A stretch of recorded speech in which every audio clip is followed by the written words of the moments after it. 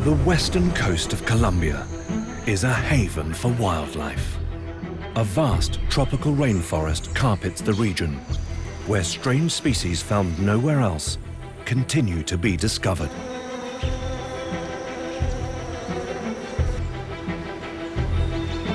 The maze of the jungle canopy hides a wonderful world. And where the rainforest meets the sea sits a beautiful coastal habitat where life thrives both above and below the water. What has allowed this jungle to act as a playground of evolution for so many species? And what is there left to discover in Colombia's wild coast?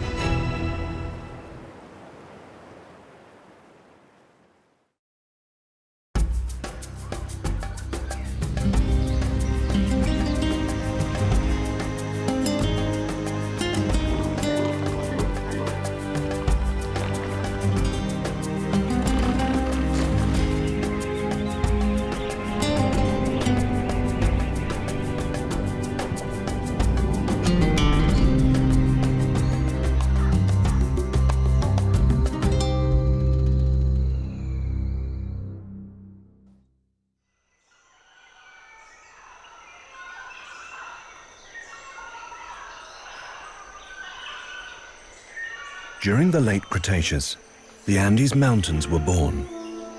Thrusting upwards, they isolated a portion of the prehistoric Amazon, creating a haven for evolution. This region of cut-off jungle became the Chocó. In this thin strip of land between the Pacific Ocean and the western Andes Mountains, a labyrinth of habitats endures.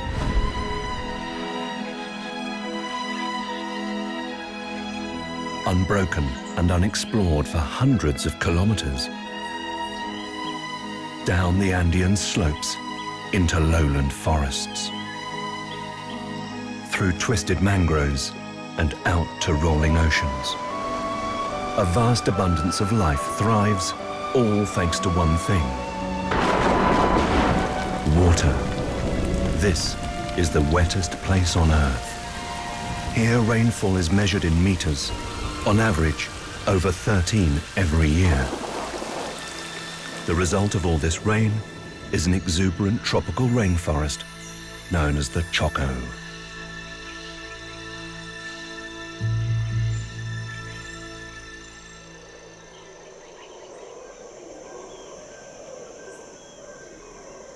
It's early morning, and haunting calls resonate across the canopy.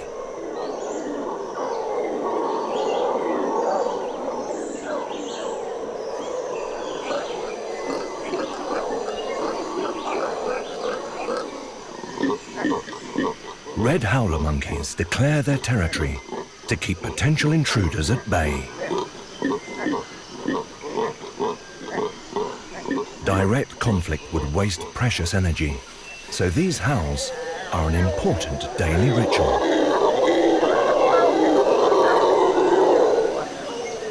Males work in unison. An enlarged hollow bone close to their vocal cords amplifies their guttural calls.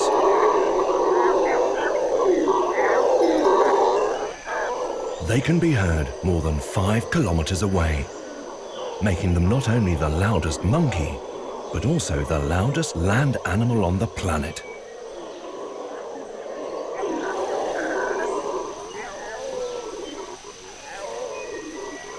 Groups spend their lives in the trees, eating their way through fruit and tender leaves.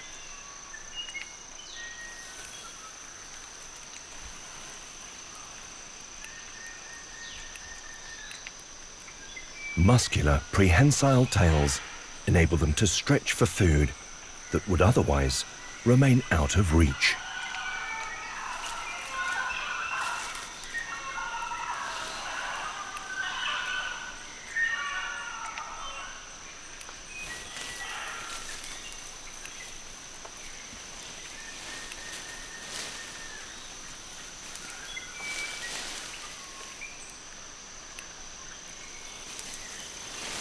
Leaves are difficult to digest and aren't very nutritious. A special stomach containing bacteria helps break down the tough cellulose. This process can take several hours. It's no wonder red howlers spend more than 15 hours a day at rest.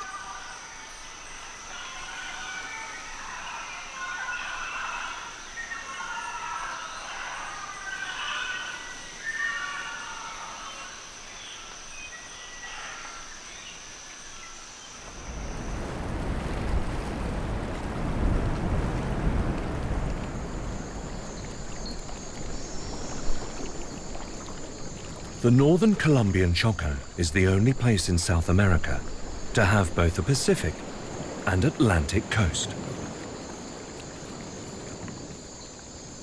One marine giant takes advantage of the region's gentle Caribbean beaches.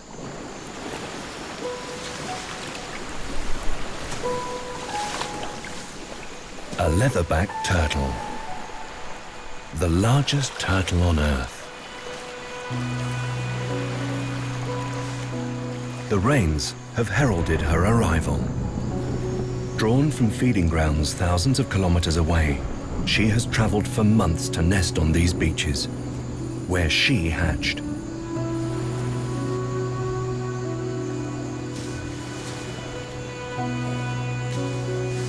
As she leaves the water, her body, weighing almost a ton and perfectly adapted for life in the ocean, becomes unwieldy.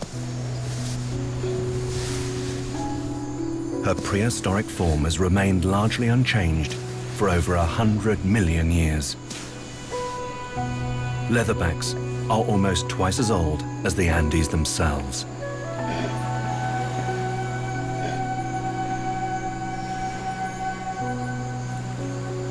Without water to take her weight, each lurch is a Goliath effort. She must drag herself past the high tide mark to lay safely.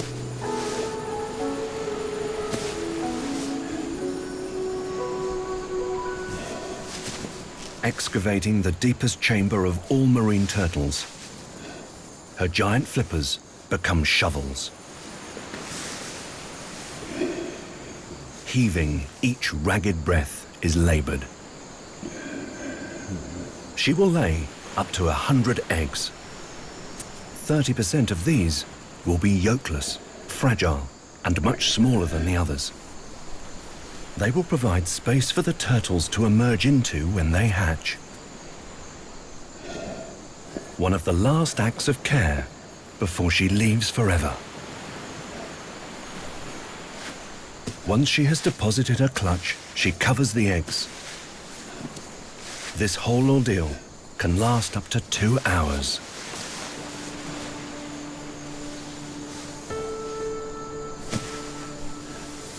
Exhausted, she returns to the ocean. These young will incubate for up to 60 days. Around 6,000 leatherback nests are constructed in the Caribbean Chocó annually.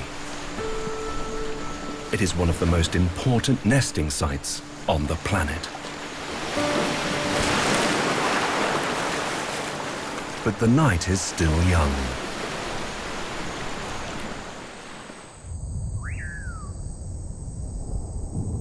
Deeper in the jungle, a very different reproductive strategy takes place.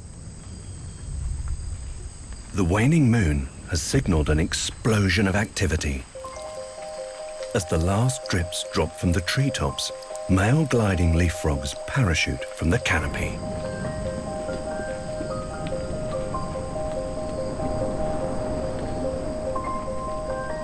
Spreading wide, they drag their large webbed feet through the air.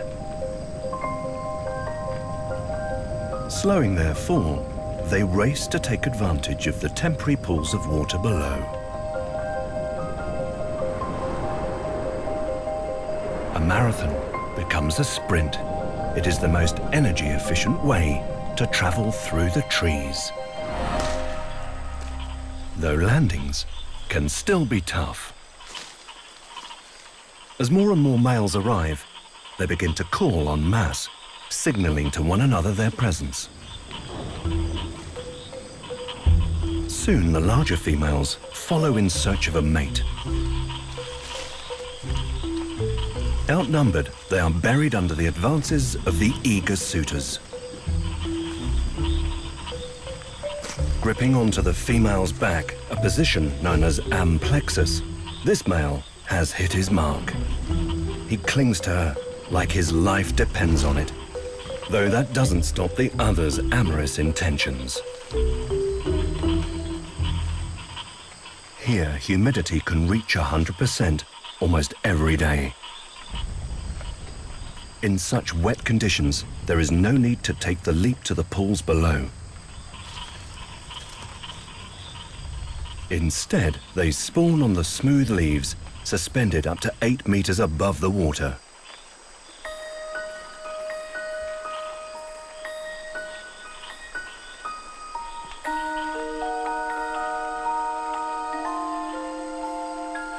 Protected in their gelatinous pockets from the predators in the pond below, they begin to change.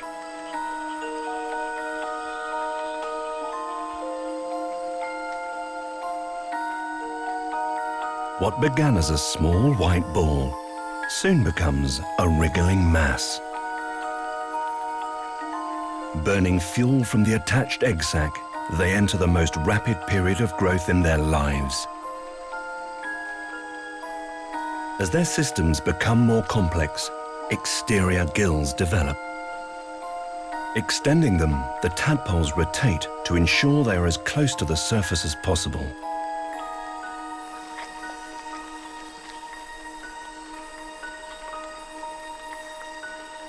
In such claustrophobic conditions, these temporary structures absorb oxygen to maintain their growing forms.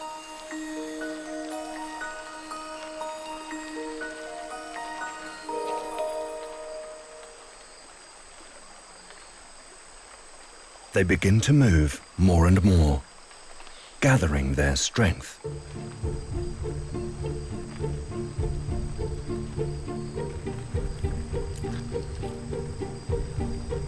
Exploding out of the egg, they slide and leap over their relatives to get to the pool of water below. A small leaf seems like a gauntlet to a tadpole less than a centimeter long.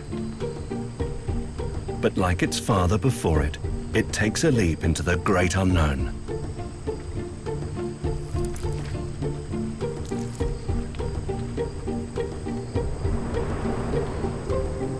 Falling 8 meters, the equivalent of a person jumping from just under 10 times the height of the Empire State Building.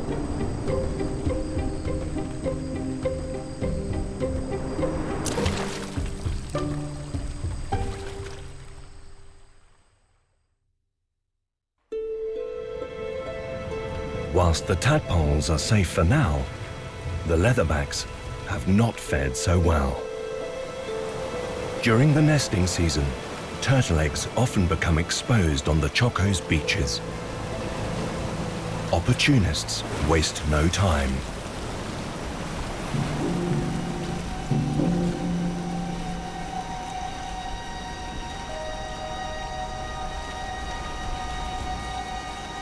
Eggs are an energy-rich luxury for the circling vultures.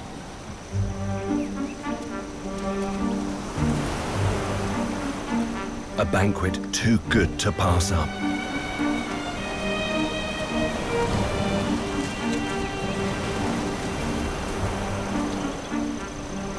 Disputes break out as everyone wants their fill. It is a hard start for the leatherbacks. It is estimated that just 1 in 1,000 survive. But those that do will return to these ancestral beaches to reproduce once more.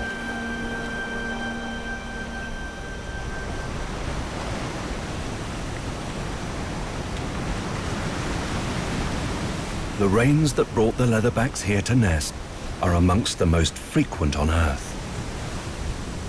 And further to the south, in the dank forests of the Pacific coast, they never seem to stop.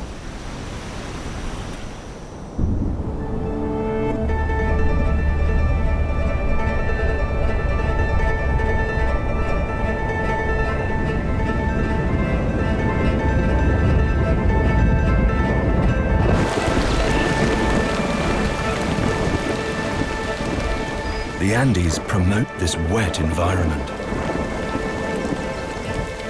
When they began to rise 65 million years ago, they changed the skies, forcing 3 jet streams to collide. Sweeping in from the Pacific, they merge. Fed by the forest, they become hot and heavy with moisture. Reaching the cloud forests of the western Andes, these aerial rivers rise, colliding violently with colder trade winds. Frequent, unforgiving thunderstorms batter the landscape almost every day.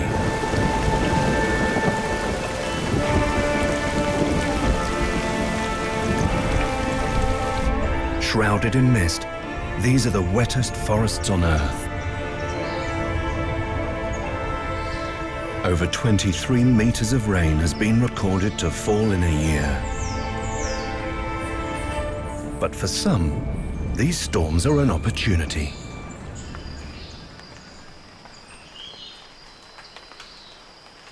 This constant supply of water allows plants to cover almost every surface.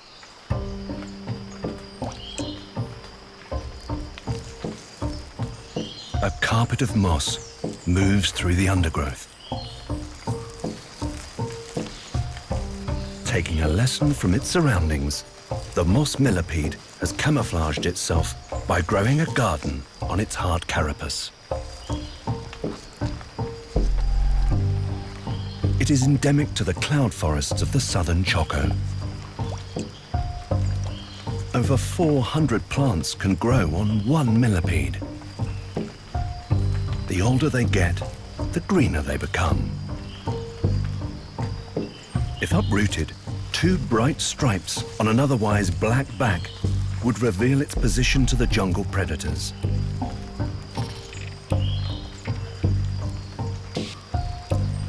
In return, it acts as transportation, taking the plants on a journey to new uncolonized lands. With no eyes, it is completely unaware of its surroundings.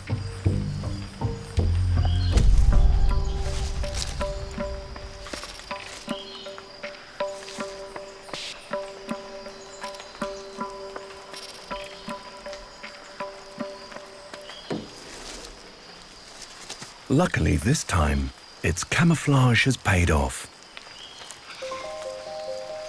Millipedes were one of the first land animals to appear over 420 million years ago. Long before South America was even a continent. They skulk through the forest in search of decomposing vegetation. This introverted invertebrate is one of the recyclers of the rainforest.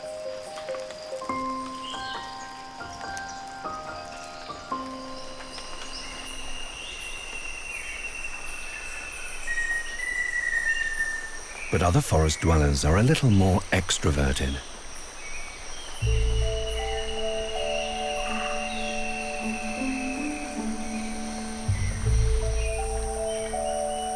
Brilliant colors flit and complex calls echo through the trees.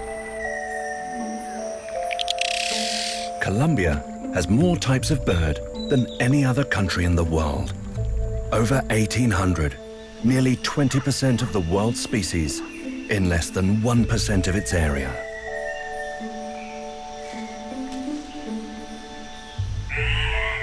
The diverse altitude and unending showers make the cloud forests where the western Andes and the Chocó collide amongst the most diverse in the country.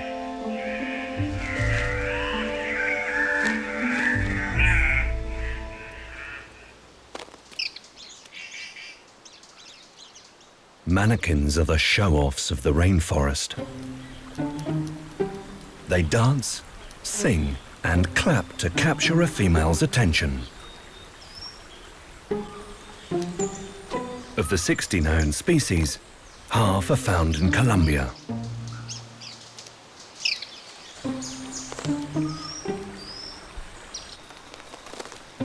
Found in the Chocó, the club-winged manakin has taken this to the extreme. Males congregate in loose leks and prepare to attract a mate, carefully selecting clear and well-lit branches. High-frequency chirps echo through the forest. And while singing is commonplace for most birds, these manakins are the only species known to do so with their wings.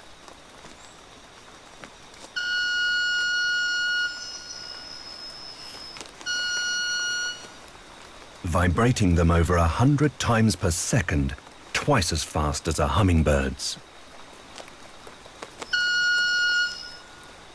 They compete with males up to 25 meters away.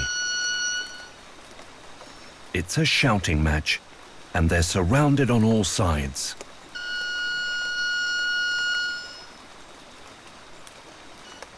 To survive such a battering, his wings have had to adapt. Once hollow bones have become solid, whilst feathers have developed special ribs to produce violin-like vibrations.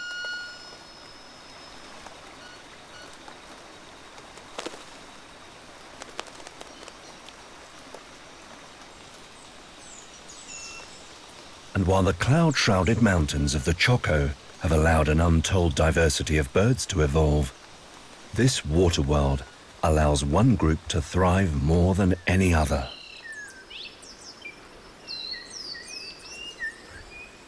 Orchids.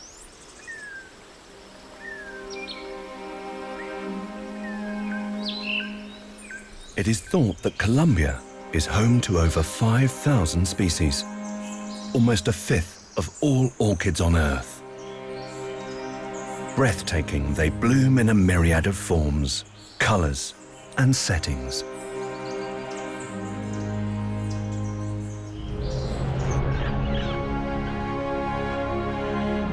Each river-shorn valley acts as an island.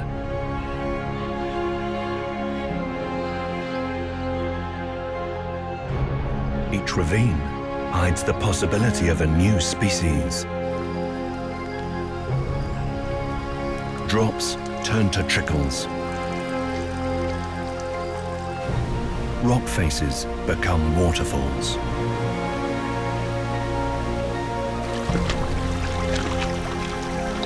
Soon the streams that flow down the rocky creeks like veins reach the heart of the Chocó below. Orchids grow bigger and more extravagant as the temperature increases. The coryanthus or bucket orchid has found its own island, forming a special relationship with the ant nests that hang from the canopy. Tended to by thousands of workers, its roots provide the nest with a framework on which to grow. And in return, these gardeners protect the orchid fervently from predators and provide it with nutrients from the food they collect. These ant gardens are the only environment on which it can flourish and bloom. Flowering for only 2 to 3 days of the year, there is little time to waste. Wafting its scent through the air, the tailor-made fragrance floats on the breeze.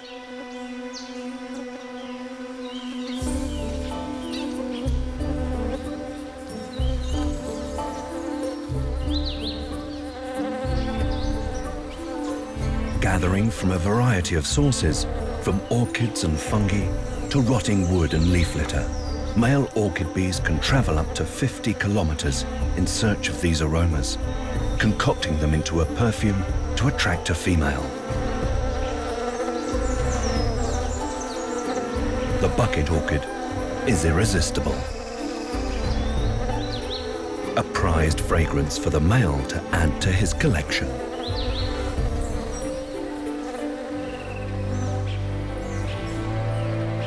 As more and more males approach, airspace becomes crowded. And this orchid has a hidden agenda.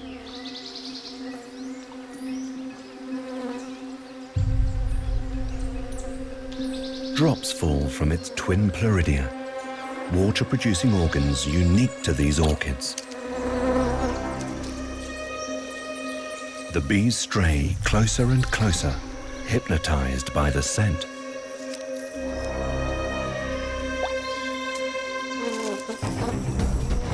Until they are caught in the flower's deceitful trap.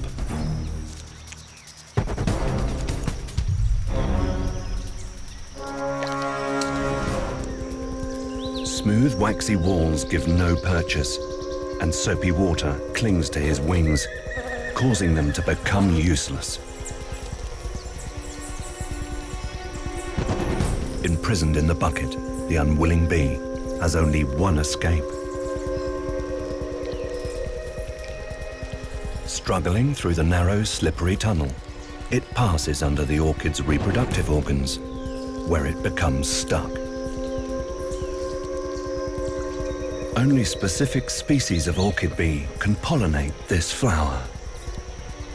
Too large, and they cannot escape.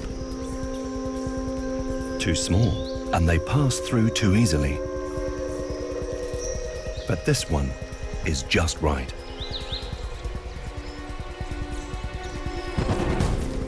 A pollen sac becomes glued to its back.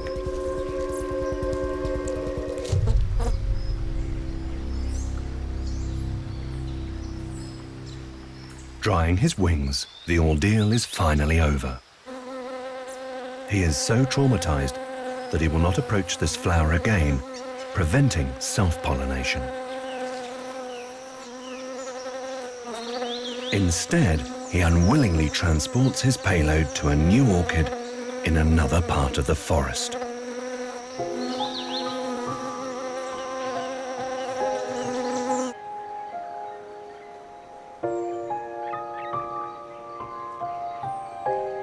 Streams soon give way to powerful whitewater rivers, cutting through the impenetrable forest.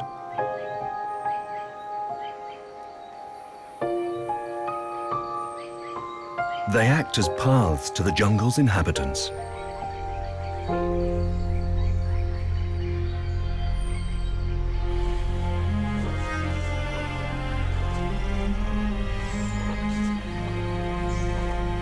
Jaguars are the largest cats in the Americas, and pound for pound, the most powerful on Earth.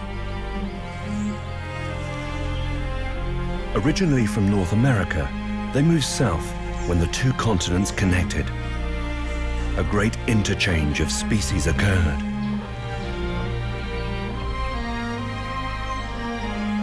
These killing machines devastated the native life, unprepared for the arrival of such fearsome carnivores. Only the most adaptable survived.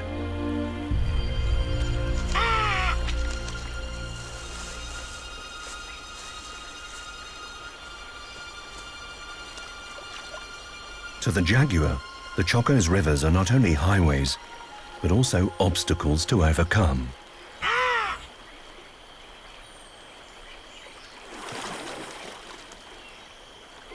And the promise of a mate, or its next meal, makes crossing these winding waterways worthwhile.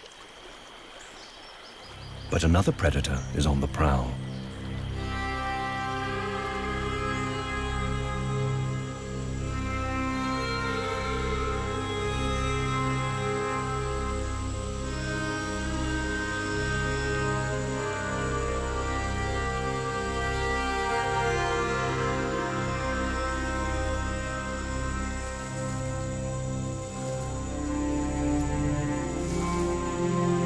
Stealthily, he stalks the forest in search of prey.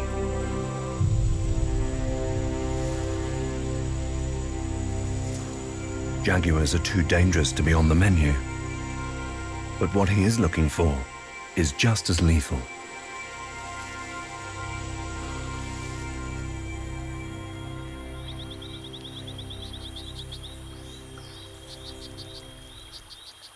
The high humidity of the Chocó's tropical rainforest makes it a paradise for amphibians.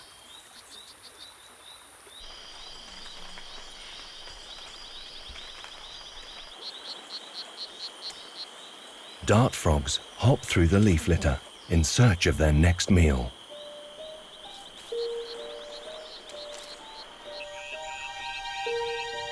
Brightly coloured, they stand tall amongst the leaves.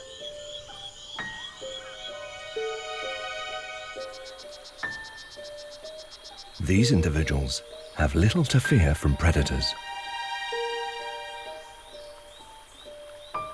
Their skin acts as a beacon, warning attackers to stay away. And with good reason. Dart frogs are some of the most poisonous vertebrates on Earth.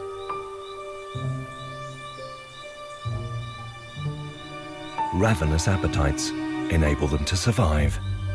Extracting chemicals from the environment by eating insects, they build up a lethal dose. Scientists believe that ants may be the source of the terrible toxin.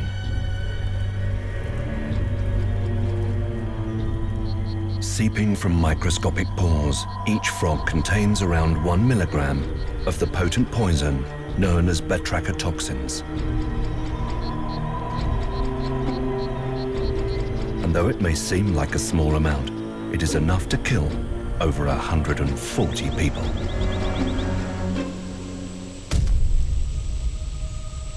But some still take the risk. To the Embera and Hunan tribes of the Colombian Chocó, this toxicity is a resource. For centuries, they have harvested the toxin to tip their darts, giving poisoned dart frogs their name.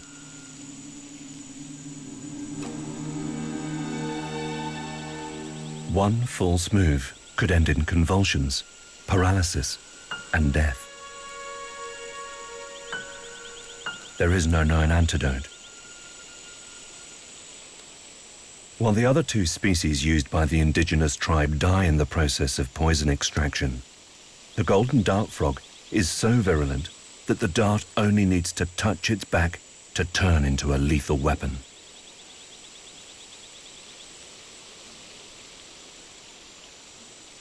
Each frog will be used for 2 to 3 darts before it is released. Once dry, he stores the darts in his quiver. They can remain lethal for up to 2 years if unused.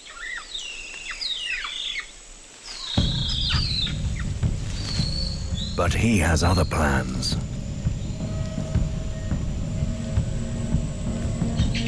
He must hunt to feed his family.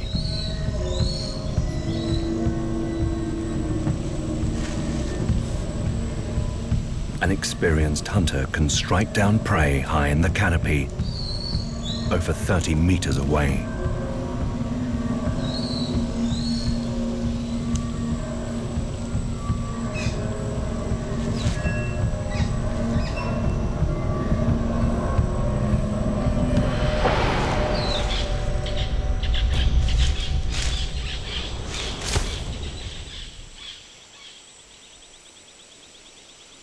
Ancient people aren't the only ones to harvest a unique forest resource.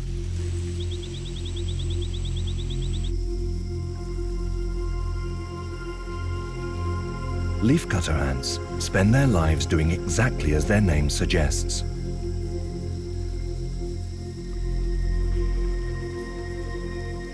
These pieces of foliage can weigh up to 10 times their body weight.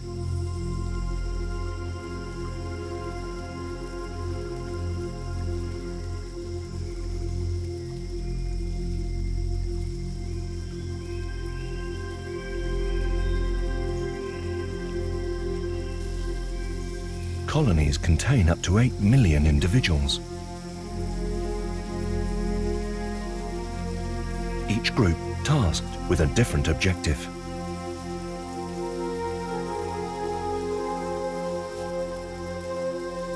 worker ants set out to forage far and wide.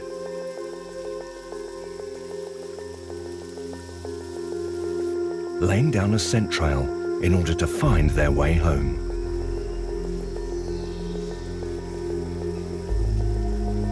This pheromone is so powerful, just 1 gram would be enough to lay a trail around the circumference of the world.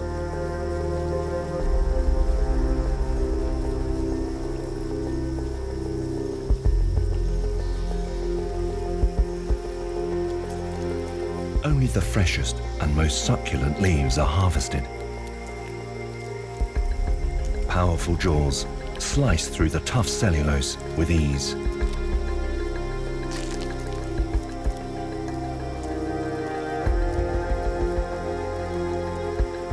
Once loaded, the ants head back to the nest.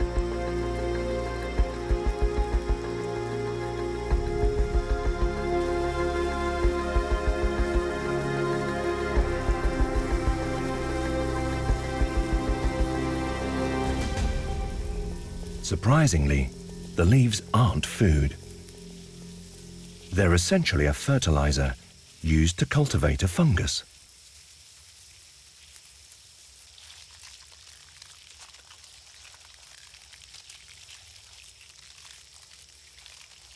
It's these mushroom-like spheres that the ants eat.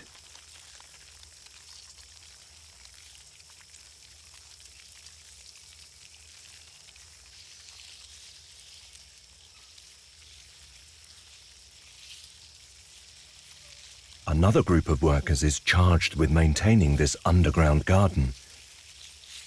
Weeding out any parasitic fibers is crucial to the survival of the colony. Only the queen is capable of producing offspring. She can live for up to 20 years and lay more than 200 million eggs in her lifetime, most of which are destined to become workers.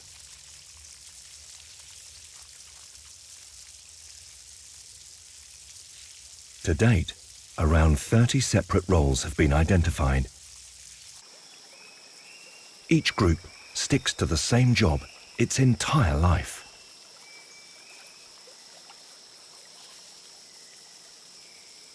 Of all the numerous ant species in the world, only the leafcutters employ such a complex division of labor system.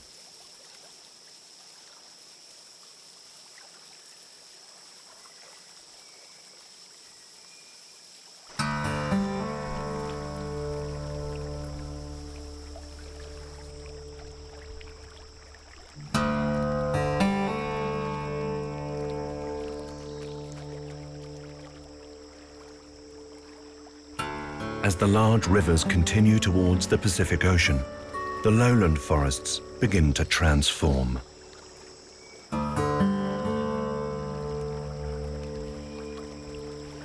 Freshwater becomes brackish, and aerial roots rise from the river's muddy shores.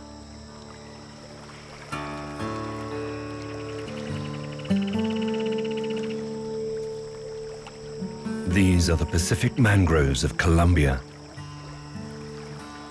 part of the most important and pristine mangrove complex in the world. Over 2/3 of Colombia's mangroves are found on its Pacific coast. And 20% of these call Santiago National Park home.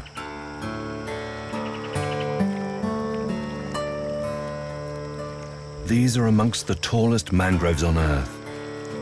Their cathedral-like trees can reach over 50 meters and stretch to 3 meters in circumference.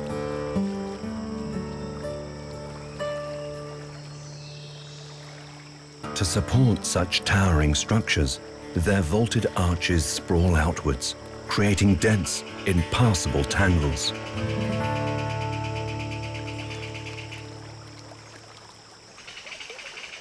Providing safe haven for the next generation of sea life, they act as the nurseries of the Eastern Pacific.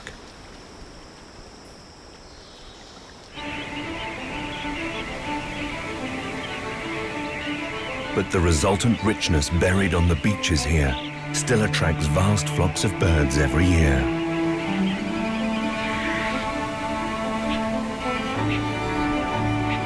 This wild coast is home to 60% of the water birds found in Colombia. And in the Santiago region, the largest concentrations in the country are found. Their lives revolve around tides. And as the waves recede, shorebirds arrive to take advantage of the freshly stocked mudflats surrounding the mangroves. They swarm in their tens of thousands. Whirlwinds of wings wait in anticipation.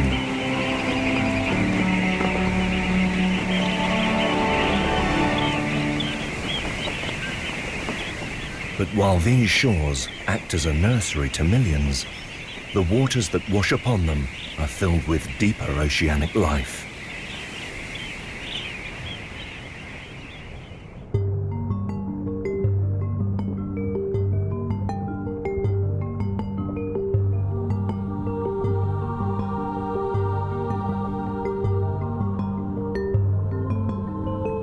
Approximately 20 coral species can be found in Colombia's rich Pacific waters.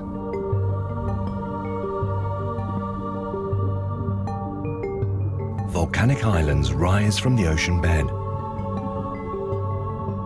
encircled by an abundance of fish species. Predators take on all forms.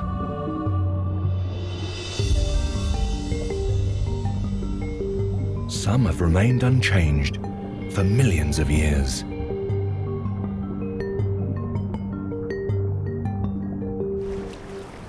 These waters also play host to one of the largest creatures on Earth.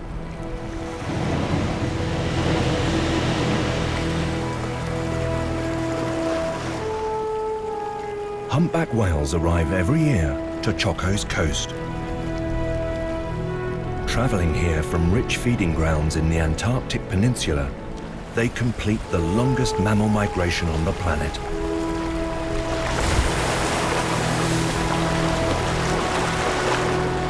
Taking around 130 days on a journey of over 8,000 kilometers, they come to give birth in the mangroves' sheltered coves and bays.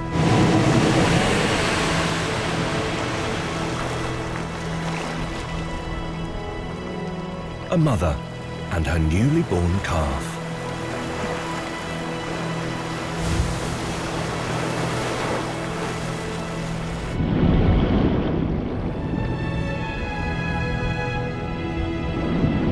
She protects her from the Pacific's strong currents. The calf has just a couple of months to grow big and strong before the arduous return journey to Antarctica.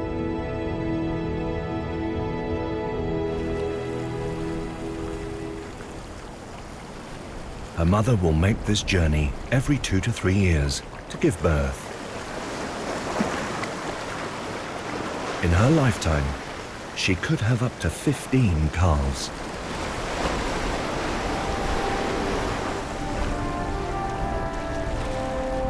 Humpbacks aren't the only giants to grace the Chocó's Pacific shores.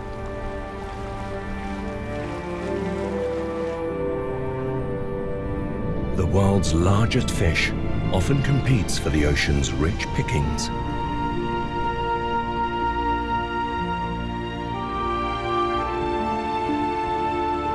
Whale sharks can reach approximately 20 meters in length and weigh up to 34 tons.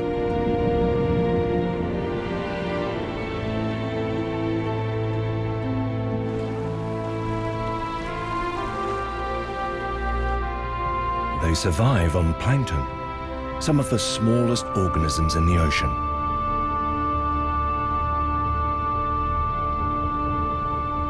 Mouth agape, they sift around 6,000 liters of water an hour. Fine filters, called gill rakers, trap any creature over 1 millimeter wide.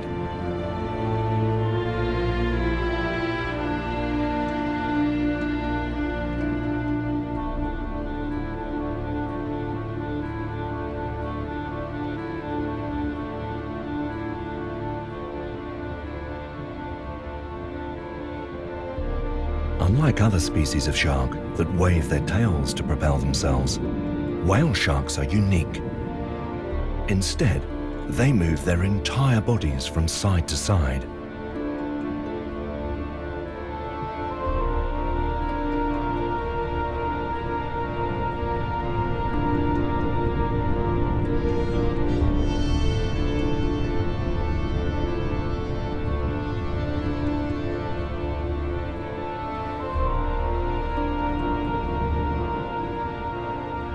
With a modest top speed of 5 kilometers per hour, these marine giants are one of the most gentle creatures on the planet.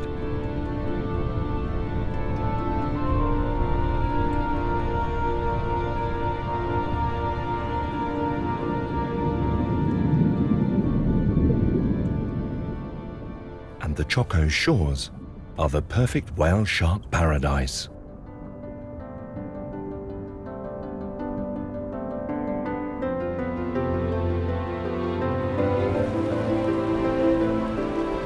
From the open ocean to the Andes Mountains, life sweeps back to the Chocó's wild coast on the wind. The very water that courses through the skies and down its countless rivers has driven this forest's mega diversity. An intricate network of habitats converges on Colombia's western coast. As a result, strange and unique animals found nowhere else have thrived. While others journey across vast oceans to reach its shores. And yet the Chocó remains largely unexplored, with countless species still to be discovered under the canopy of this forgotten forest.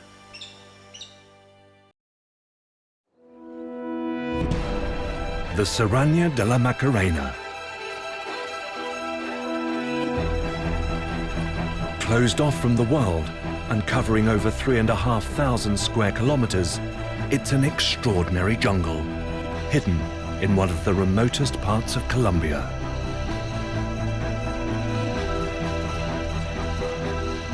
It has at its heart one of the oldest mountains in the world. A huge outcropping of sandstone over 2,500 meters high and 400 million years old. Ecologically important, it is the crossroads for the plants and wildlife of 3 different habitats. The vast Amazon, the endless Orinoco Basin, and the towering Andes. Still largely unexplored, it is believed to be a hideout of unique creatures, holding numerous species found nowhere else. But it's not just the wildlife that is special. The forests hide other treasures only few people have seen.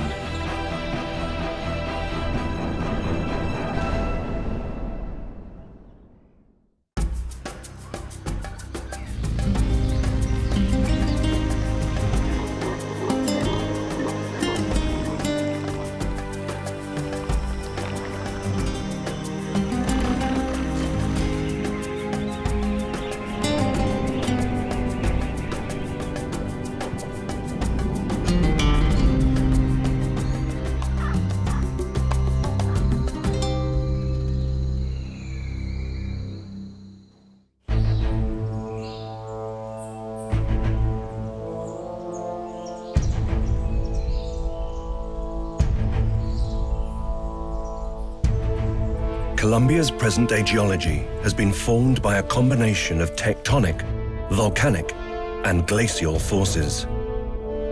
The 3 cordilleras of the Andes began to take shape 12 million years ago, forming part of the longest mountain range in the world today.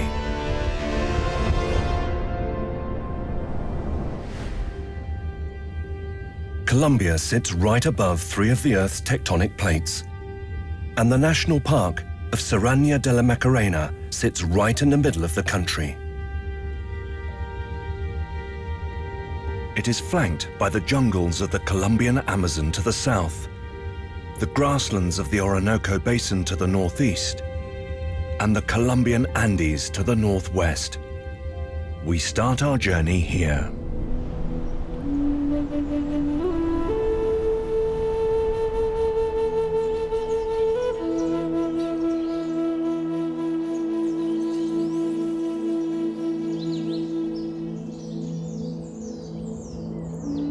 Air currents forced to rise high up the mountain slopes creep up past the snowline.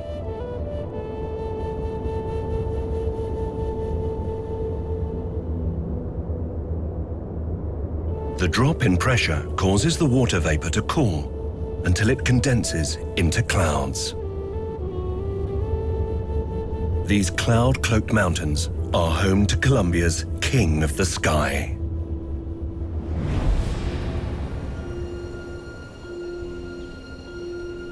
The Andean condor.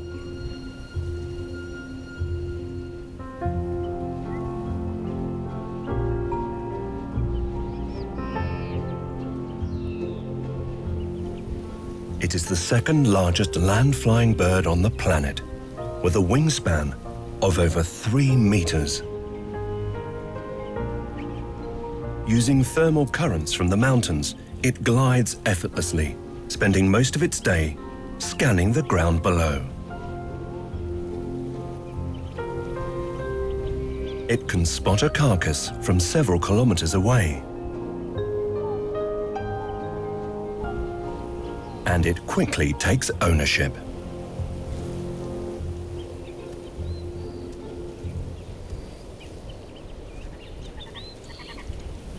Its sharp, hooked beak enables it to tear even the toughest of hides.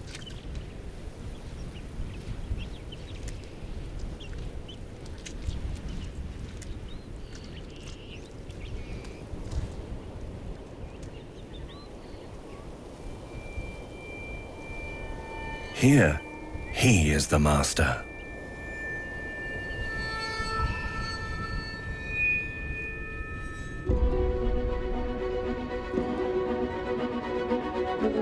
Colombia is dominated by these iconic peaks, covered with perpetual snow and ice.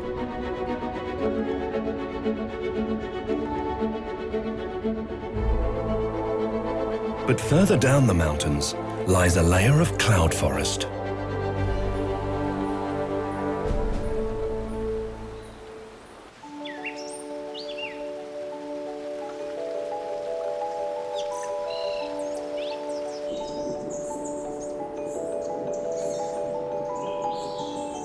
It's a world of mist, stunted trees, and dripping epiphytes. With rain falling nearly every day, it is constantly wet.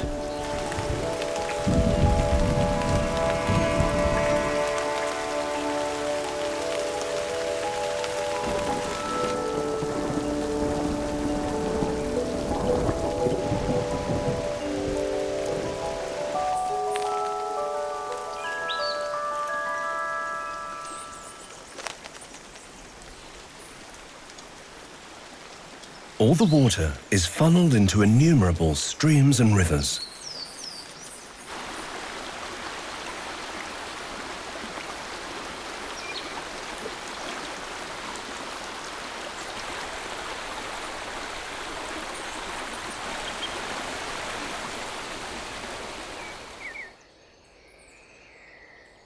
The maze of ridges and valleys of these forests have isolated their species, resulting in a treasure trove of biological diversity.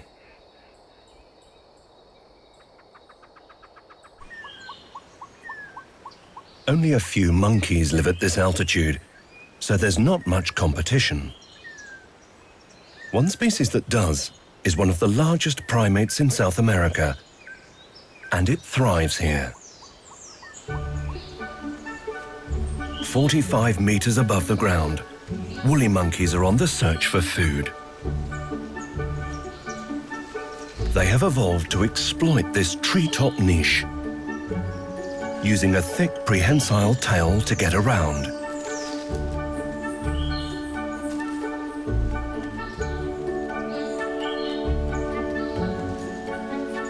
It allows them to reach nuts, seed pods and fruits at the end of branches.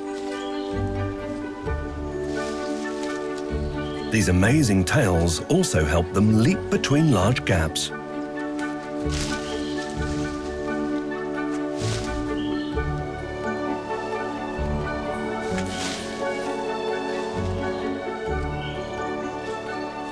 Even creating bridges for younger monkeys to cross.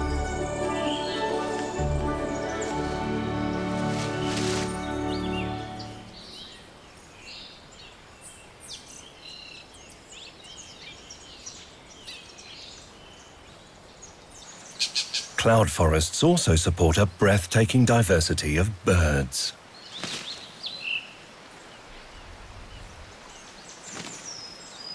One of the most striking groups is the hummingbirds.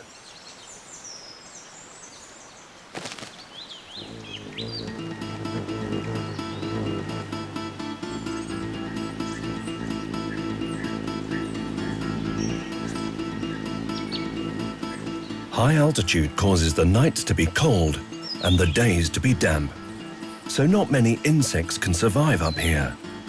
These minuscule birds have become the most important pollinators of plants.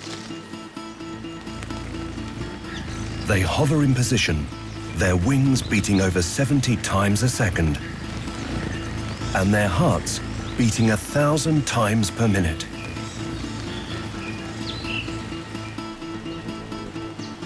To power their incredible metabolism, they must drink their own weight in nectar every day. They feed from hundreds of flowers to gain enough energy to survive.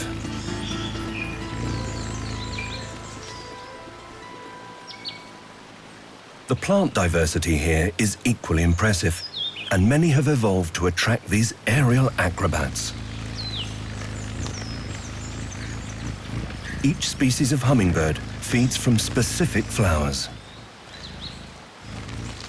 And bills are specially adapted for getting at the nectar inside. There are more hummingbirds in the Andean cloud forest than anywhere else on Earth.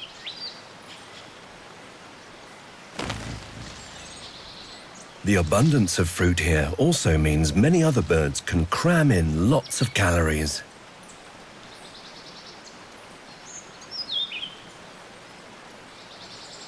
This gives them plenty of energy and time to attract the opposite sex.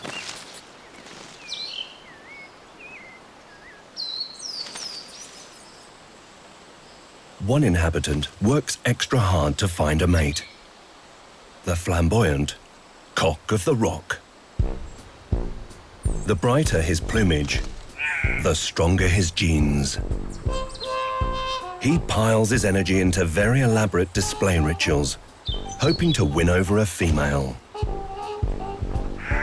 However, he's not alone. Several males gather to strut their stuff. It can be tricky not invading each other's space.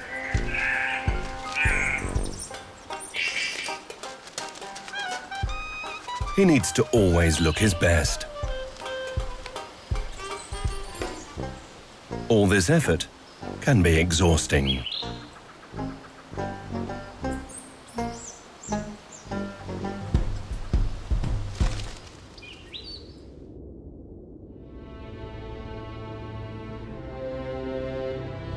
The second of the habitats that converge at Serranía de la Macarena is the Orinoco Basin. The mighty Orinoco River cuts through the heart of this landscape, through dry forests and seasonally flooded plains, before dispersing into a delta of swamp forests and coastal mangroves. Colombia's Orinoco region consists of a vast floodable plateau of gallery forests and grasslands, which runs between Colombia and Venezuela. And it's these grasslands that form the northeastern border of Serranía de la Macarena.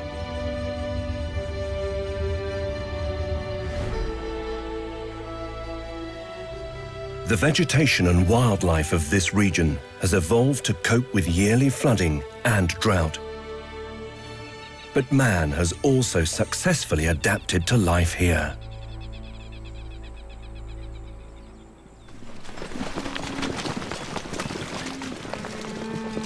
This is cowboy country.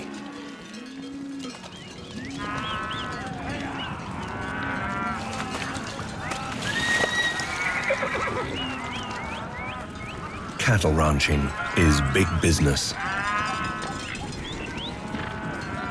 Soils are too poor for agriculture, but the grass is perfect for grazing.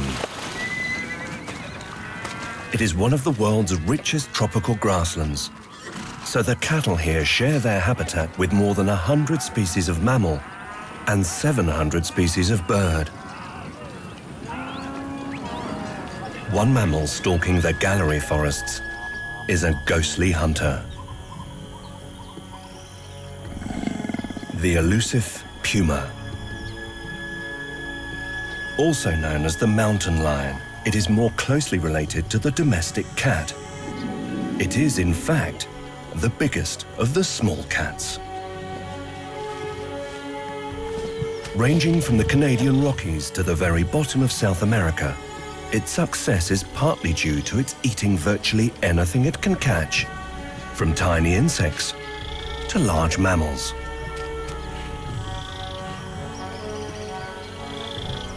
An accomplished climber, it uses trees to pounce onto prey. And it occasionally takes monkeys.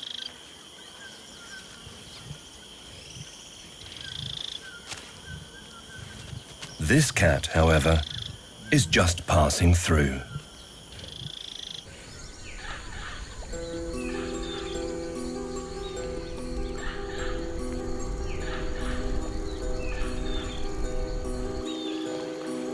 The trees along the rivers of the Orinoco Basin are home to the most specialized leaf-eating bird on Earth.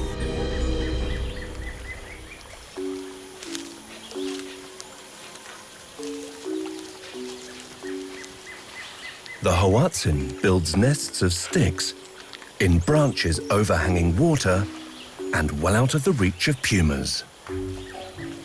Chicks are adapted to cope with the dangers of living above water, having 2 claws on each wing. They use these claws and their oversized feet to scramble around the tree branches without falling in. But water and pumas aren't the only hazard.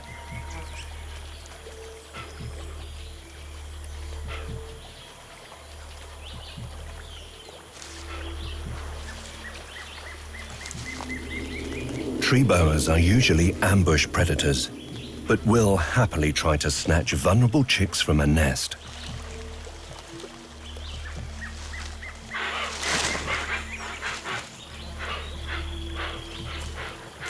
Attentive parents soon see it off.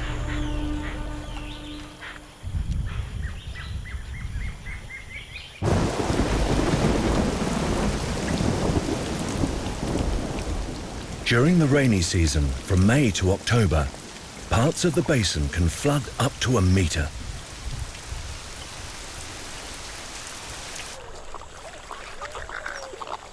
All this water attracts around 70 species of water bird.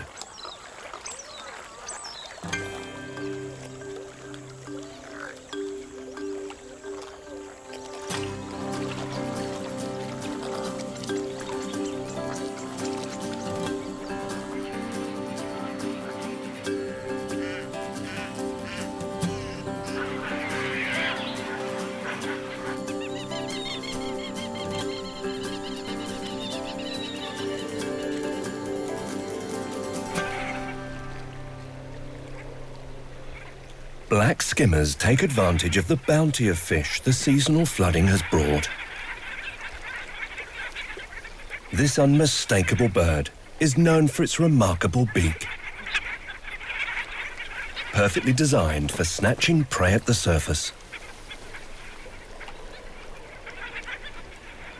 Its day is spent patrolling the rivers.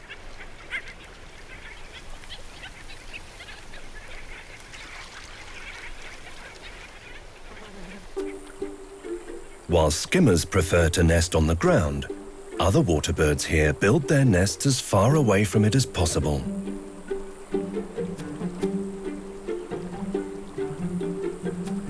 Jabiru storks nest 30 meters up. These chicks are well on their way, but still rely on their mother for food.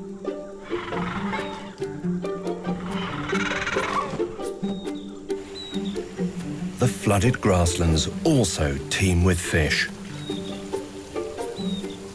So she spends hours hunting them down.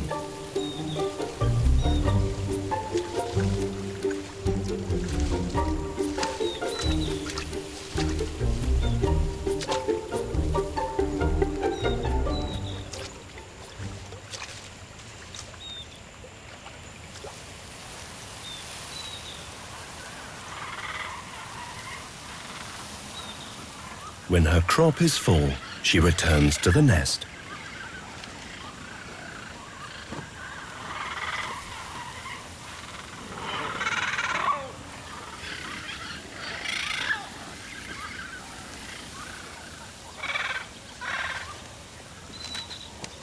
This haul should keep her chicks going for a while.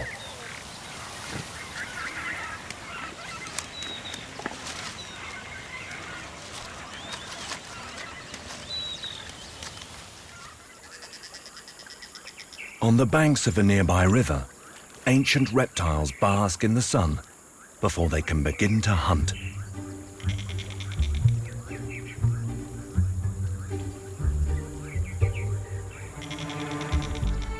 Spectacled caiman are named for the bony ridge, which appears to join the eyes like a pair of glasses. Highly adaptable, they live in virtually all lowland wetland and river habitats, so they flourish in these floodplains.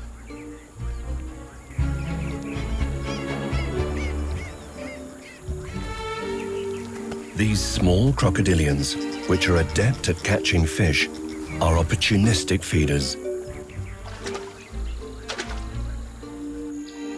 And sometimes, the largest rodent in the world is on their menu. The capybara. Over a meter in length and weighing as much as an adult human, these are highly social herbivores which live in large groups. Breeding begins at the start of the rainy season. Female capybara can have up to 8 young at one time.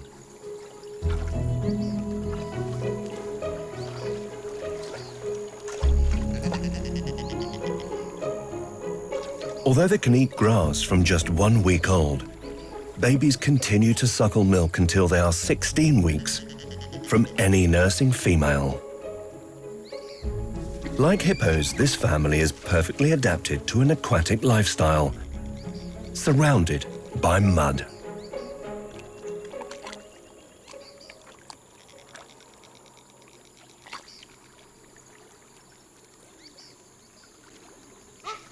They are as agile on land as they are in water, capable of spectacular dives that take them under the surface, where they can remain completely submerged for several minutes. Broad, partially webbed feet help to make them excellent swimmers. Much of their time is spent amongst the water hyacinth. It gives the younger family members great cover from the caiman.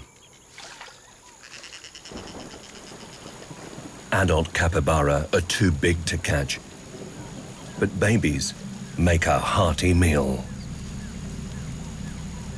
This youngster needs to learn quickly how to avoid its main predator.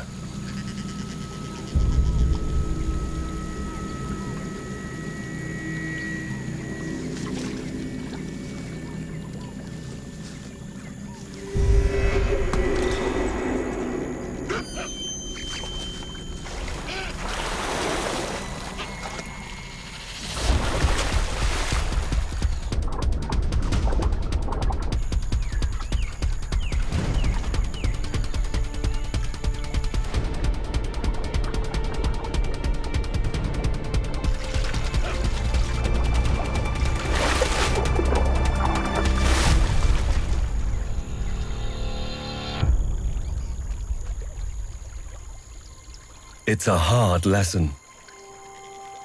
Only 1 in 20 babies survive here.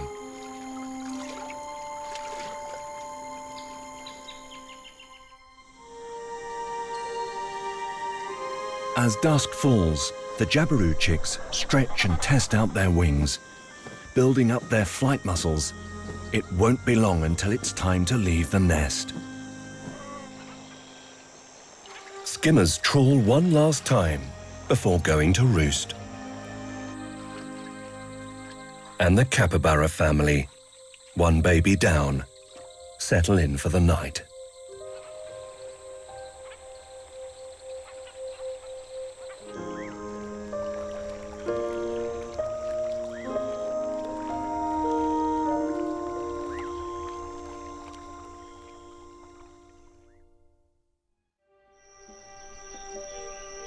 The sun rises over the Amazon, the final habitat to create Serranía de la Macarena. Colombia has 10% of this colossal rainforest within its borders.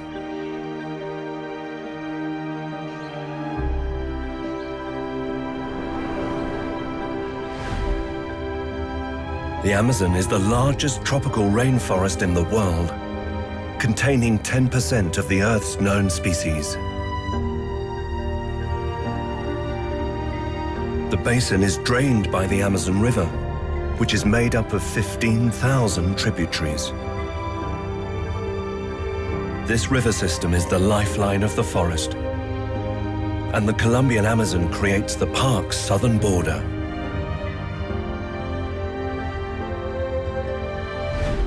Colombian Amazonian rivers are home to the big cat of South America.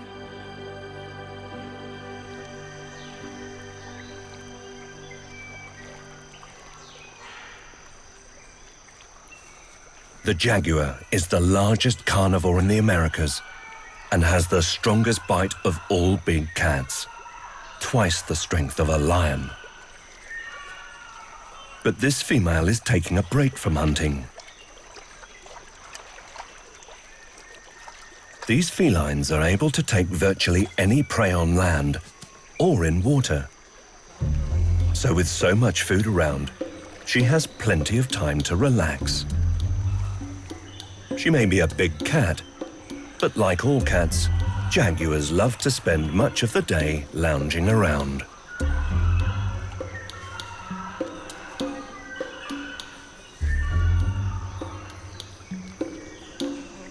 If only the flies would leave her alone.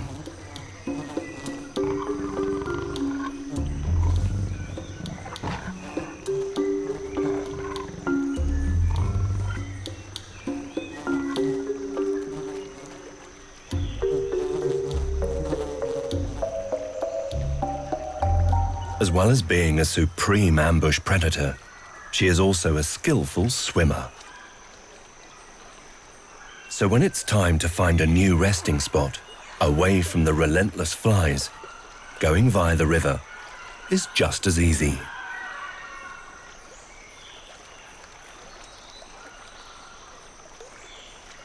While jaguars try to relax, green anacondas stealthily stalk the streams.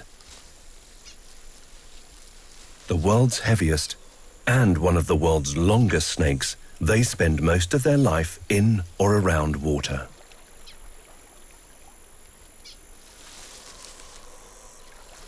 Like the jaguar, they too are ambush predators. Hiding just beneath the surface, waiting for hapless prey to pass by or stop to drink.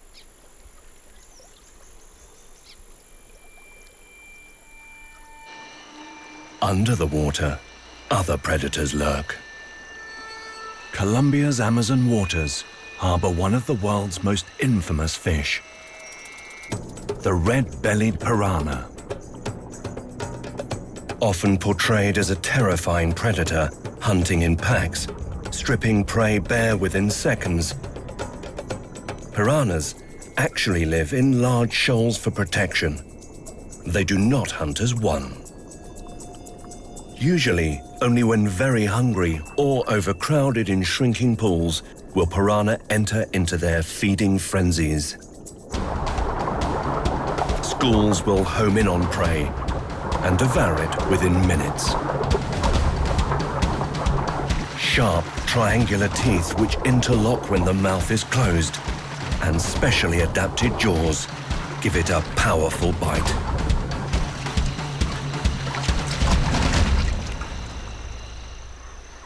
But piranha aren't the only predators in these rivers. These murky waters also hide a monster. A fish that can reach lengths of 4.5 meters and weigh 200 kilos. Arapaima are one of the largest freshwater fish in the world. This strange creature breathes air, using a modified swim bladder as a lung, and it has a bony tongue with teeth, which helps it to chew and swallow.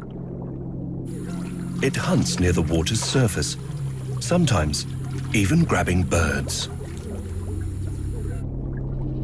The armor-like scales of the skin are piranha-proof. But the arapaima and the piranha are both defenseless against another iconic predator of the Amazon.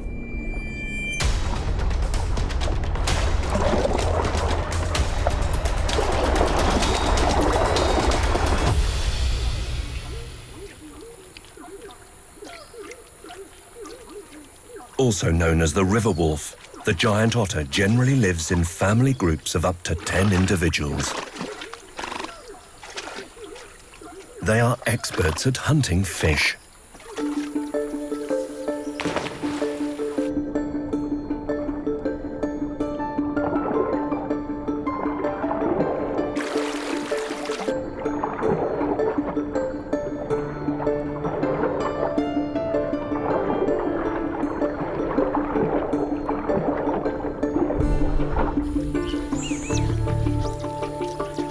Having voracious appetites, the adults often get through over 3 kilos of fish a day.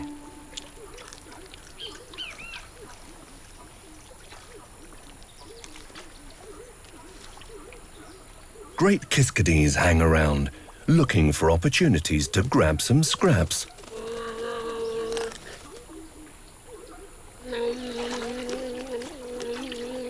But some otters really don't like to share.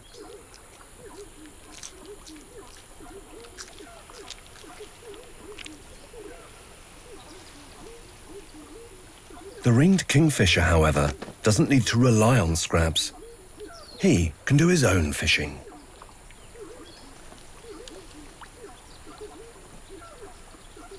For the kiskadee, persistence pays off.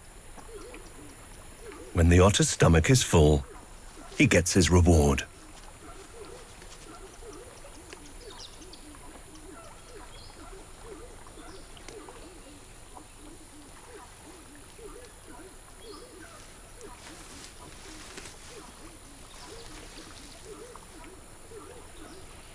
Pups still in the den are beginning to venture out.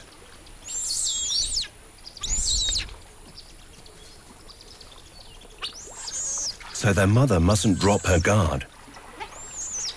She routinely moves them to keep them safe.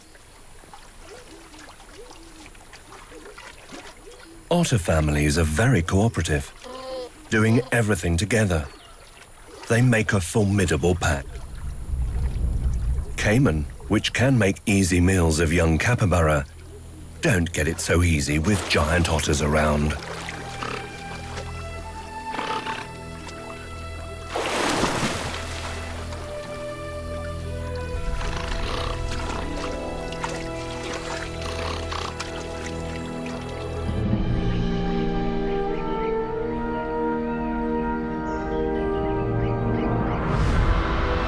All 3 habitats, Amazon, grasslands, and Andes, converge to create this incredible national park.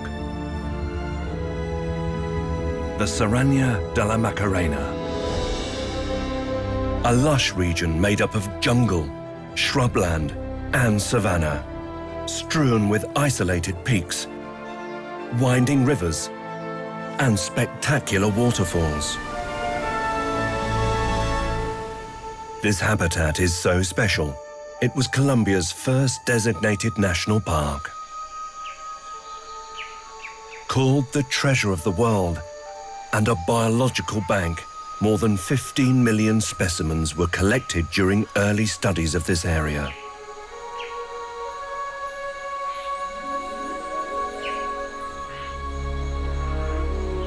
There is a rich primate diversity, with 8 different species of monkey.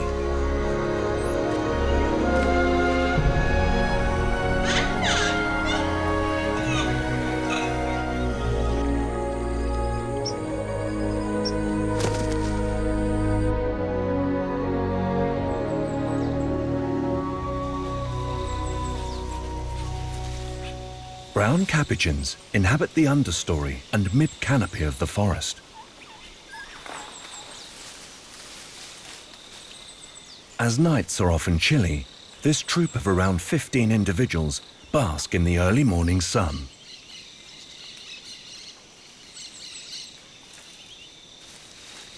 It isn't long before hunger kicks in. Tree-burrowing insects are a favorite food.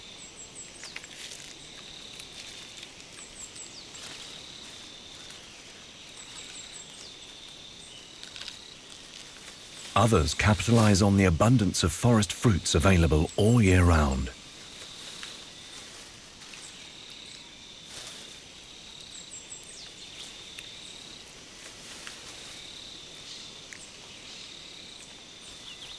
Rainwater collected in bromeliads helps quench their thirst.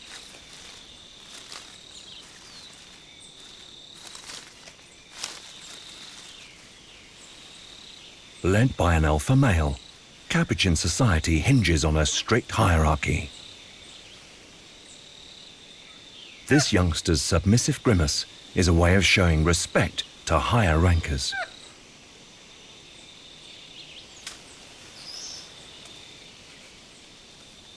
Brown capuchins are so versatile, they've become one of the most widespread monkeys in South America.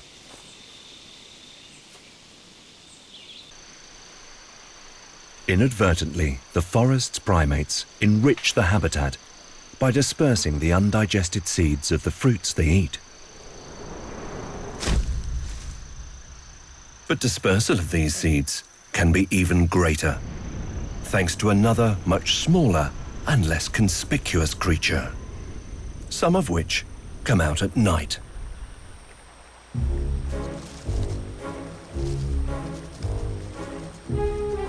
Dung beetles.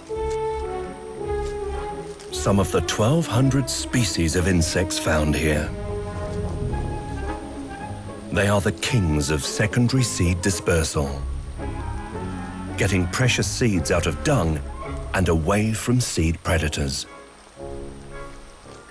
Monkeys tend to defecate most at dawn and dusk, and these eager beetles are waiting.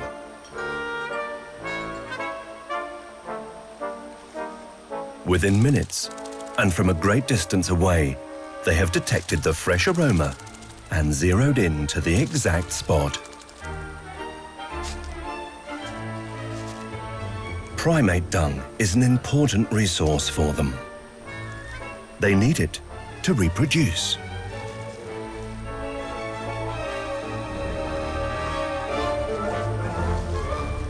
These dung beetles are tunnelers. Taking dung far underground, they lay an egg on it, and the larva that hatches has all the food it needs to grow. Dung beetles are especially important in South American forests, which have been fragmented by man.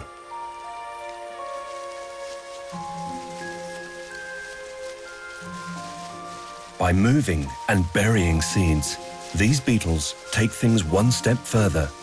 They are, in effect, replanting trees.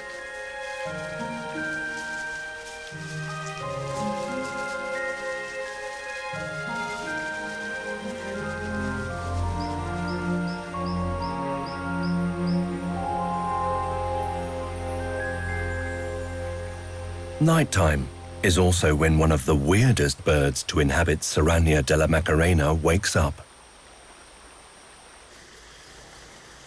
Cave-dwelling oilbirds. So named because indigenous tribes boiled chicks to produce oil for cooking and candles. These birds spend most of their life in virtual darkness.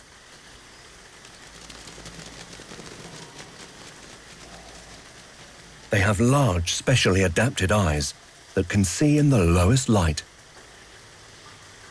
But they have a more surprising adaptation. When having to navigate in the pitch black, they use low-frequency echolocation.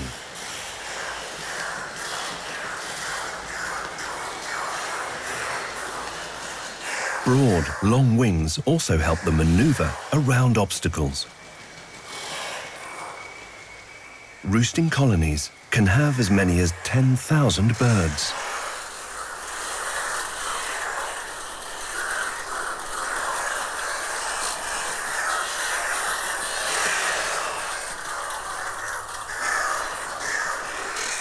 Oilbirds form monogamous pairs, and caves are strewn with nests and chicks. This pair was born a few days ago. The adults will feed them regurgitated food until they are twice the weight of the parents.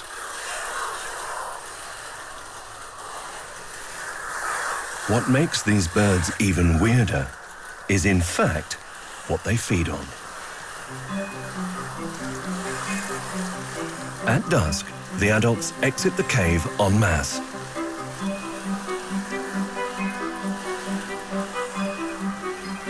Having a quick wash and grabbing a drink as they go.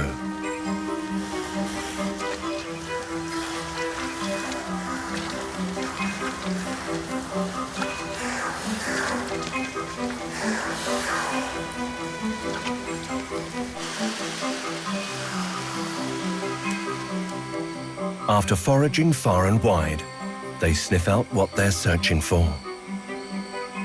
Small and pungent, avocado-like fruits. They hover to pluck the fruit off the tree, and it is swallowed whole.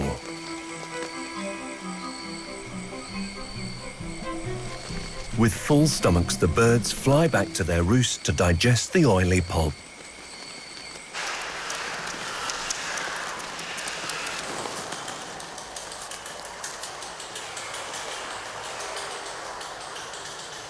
Shiny, clean nuts are eventually regurgitated. Caves are littered with these seeds, but without soil and light, no trees will ever grow.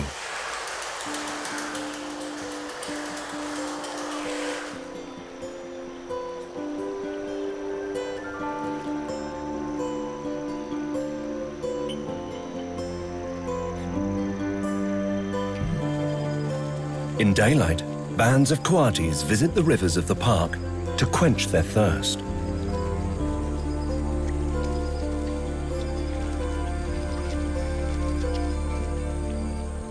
This group of raccoon relatives is all female, only tolerating adult males when it's time to mate. Red-capped cardinal fledglings also venture down to the water's edge. While for the coatis, safety in numbers allows them to take time for a well-needed groom.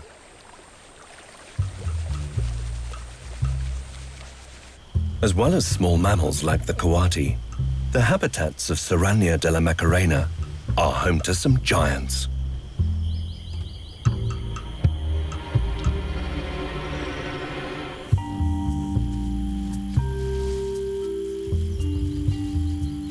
Up to 2 meters long and designed solely to eat ants and termites, the giant anteater roams the grasslands of the park, unhindered by water.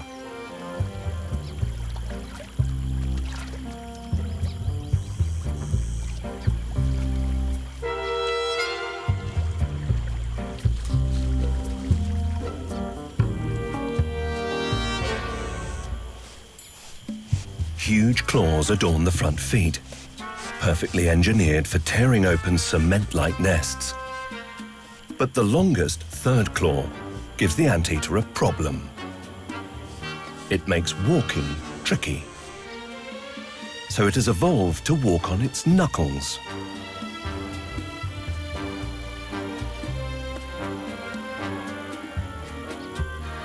The head of this bizarre creature is mainly its nose. A bony tube which houses a tongue over 1/2 meter long, ideal for reaching its preferred prey. Termites.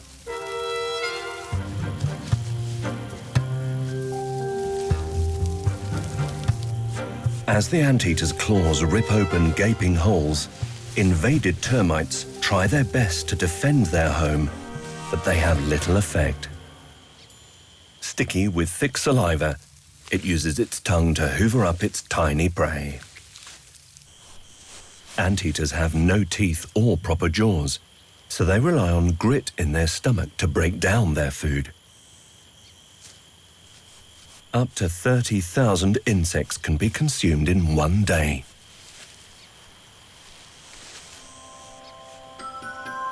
When it's time to rest, the large tail serves as blanket and camouflage rolled into one.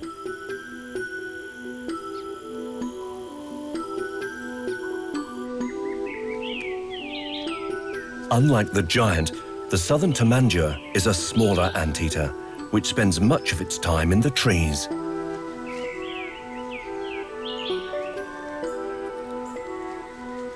But when it does come down to the ground to forage, it needs to remain vigilant.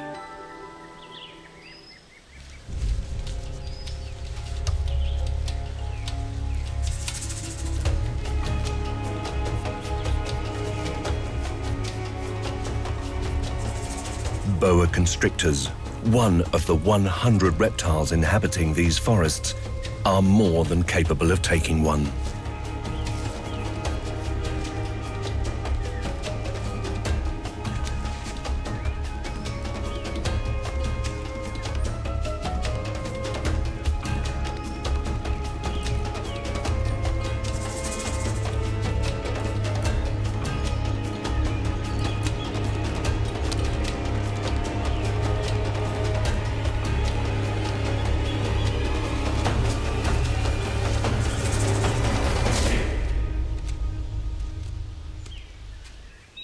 Tamanduas will get back up into the relative safety of the trees as soon as they can.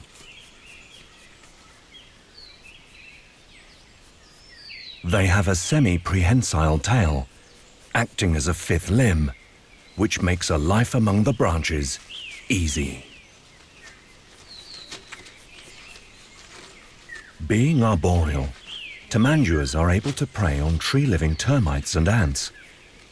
And there's no better place for a tree-dwelling specialist than the life-nurturing jungles of Serranía de la Macarena.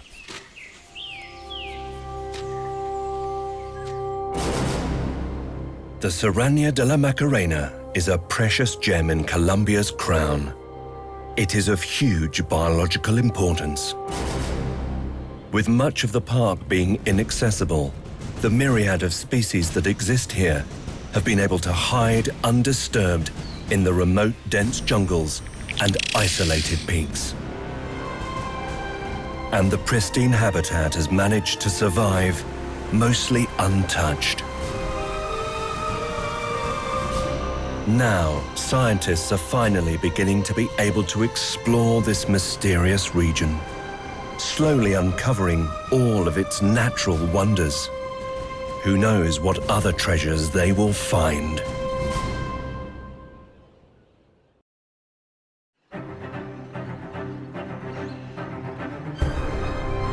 Chiripiquete, an unknown world hidden deep within Colombia's Amazon.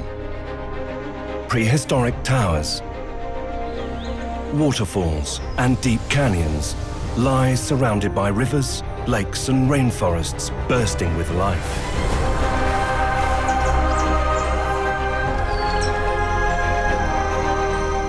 Scientists have only guessed at what else lies beneath this impenetrable, pristine jungle. until now. Biologist Blanca Huertas and nature photographer Francisco Ferrero head deep into the heart of nowhere. For 2 days, Chiribiquete becomes their temporary home. And in their search for new animal species and evidence of ancient people, they face incredible highs, along with a few unexpected lows.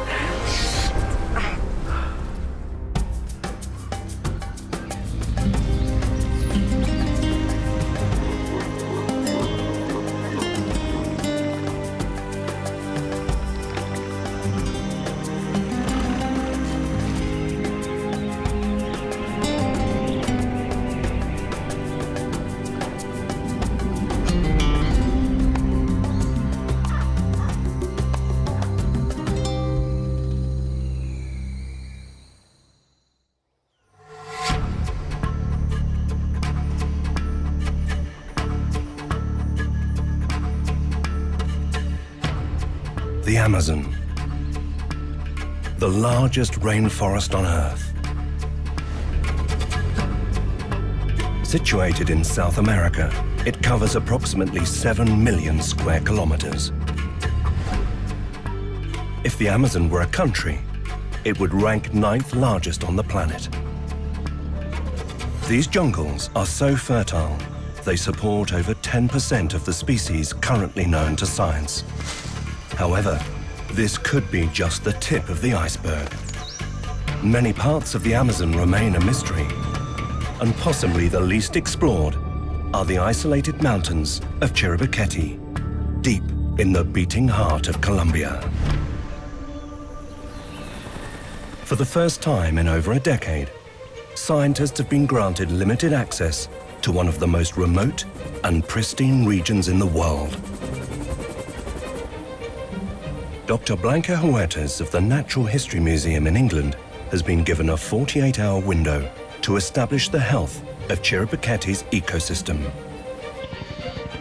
Known as rapid assessments, these brief scientific expeditions are designed to collect as much data as possible while causing near zero impact on the environment.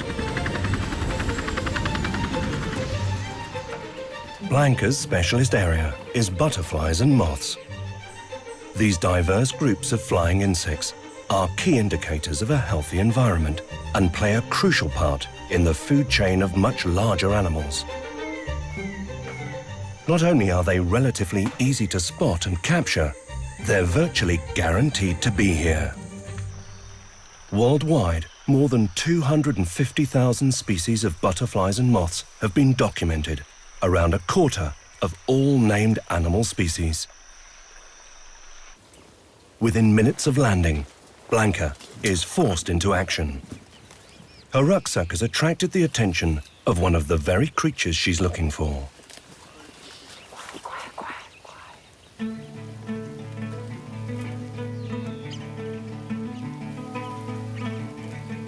It's a very beautiful one.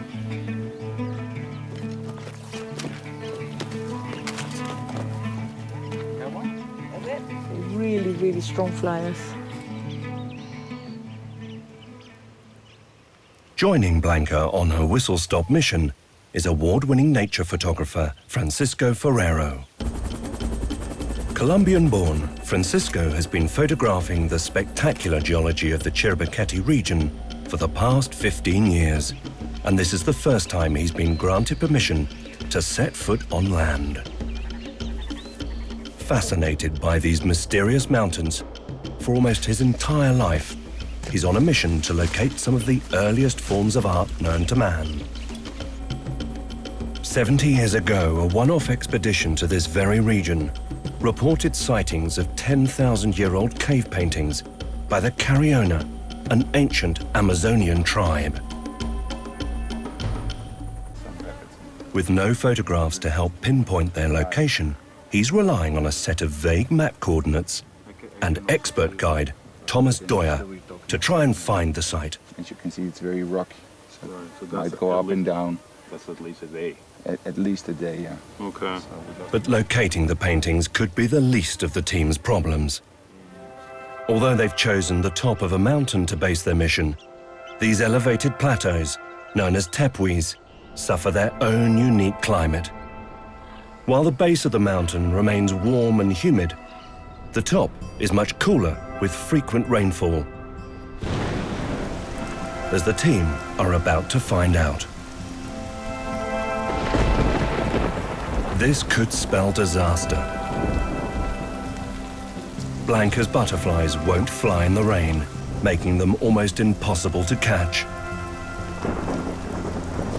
And constant low cloud cover would end Francisco's dreams of locating the ancient art.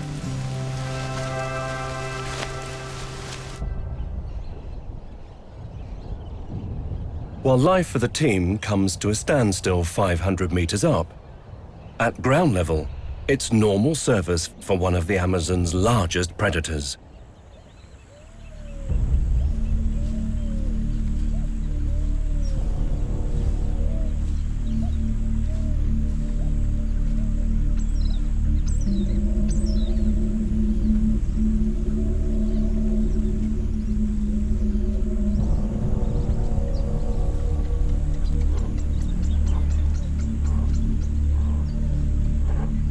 Growing to almost 2 meters in length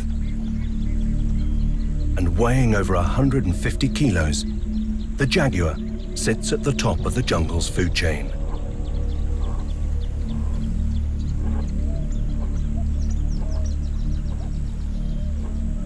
Being a solitary animal, it lives and hunts alone, apart from the odd brief encounter during mating season.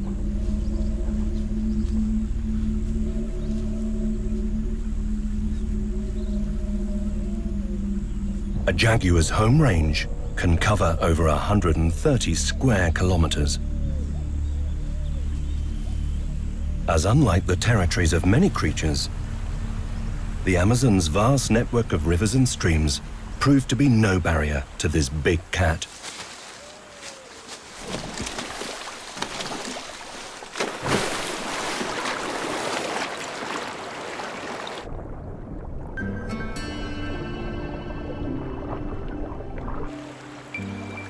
Jaguars love water and are excellent swimmers.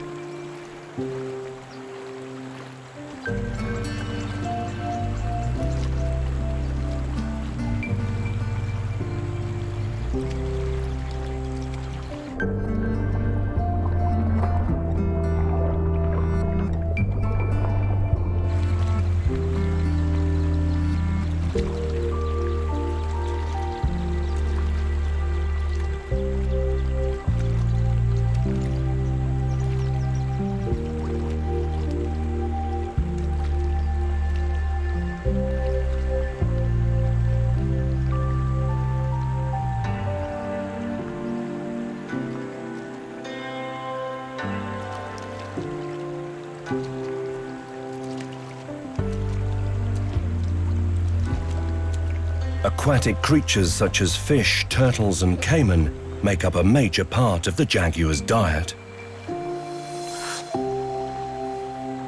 But larger mammals are on the menu too.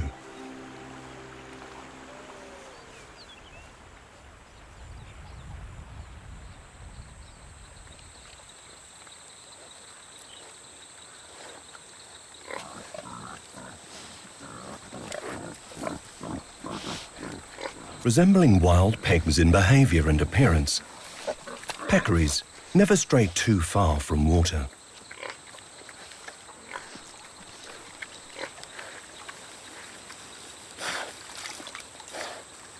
Snuffling out anything edible, they can weigh up to 40 kilos and often form herds of up to 100 individuals.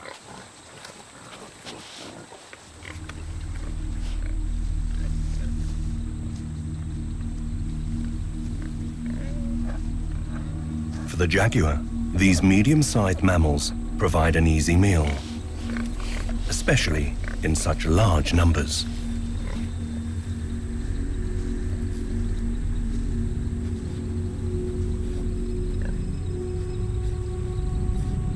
This female singles out her target.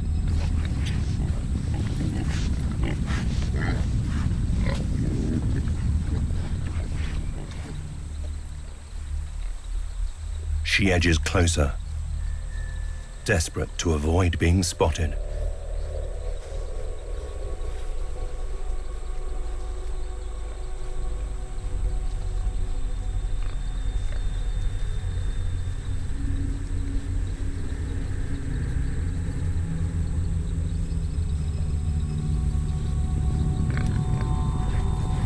As soon as within striking range, she breaks cover.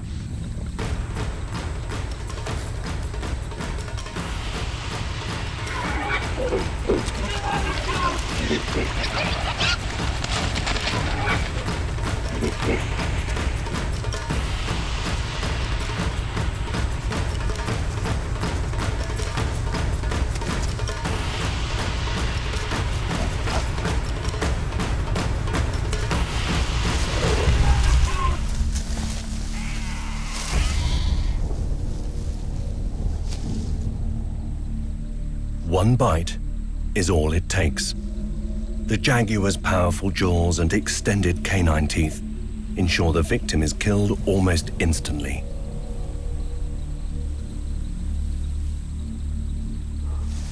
No other big cat uses this skull-piercing method of dispatching its prey.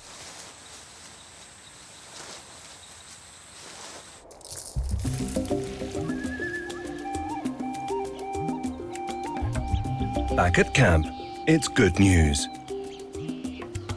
Yesterday's rainstorm has blown over, so Blanca gets to work setting up her butterfly traps. Because butterflies have a sweet tooth and are drawn to nectar, a mix of sugar and ripened banana is used to attract them. After entering through the gaps in the bottom, the butterflies attempt to fly out through the top of the net, but this upper section is sealed, preventing their escape. Now, it's just a waiting game.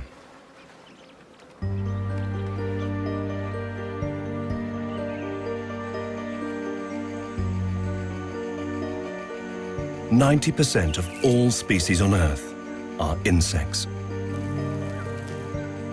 Yet while the majority, such as butterflies, play a crucial role through pollination, others can have a more destructive effect. Despite their diminutive size, army ants are responsible for more deaths in the Amazon rainforest than any other creature. This colony may contain more than 1 million individuals, and a new generation of ant larvae deep inside this temporary nest are in need of food.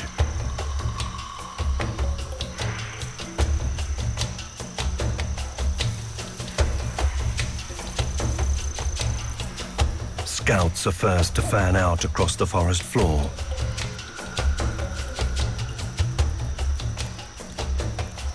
Laying down pheromones for the rest to follow. Worker ants link to form living bridges wherever there are gaps in the trail.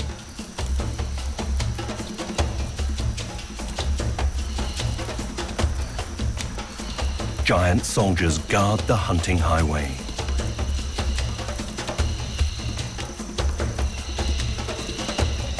These powerful pincers are used for fighting, not foraging. As the colony sweeps across the forest floor, the casualties begin to stack up.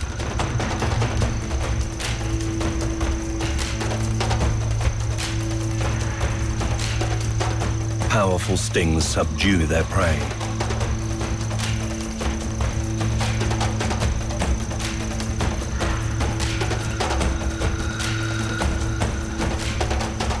Before being dismembered and carried back to the nest to feed their young. A single swarm can kill up to 30,000 victims a day.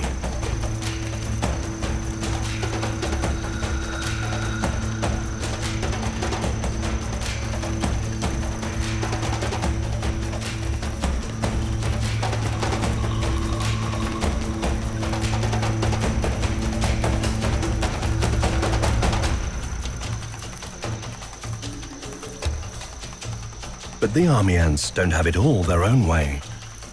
Many insects attempting to flee the onslaught fall victim to another predator.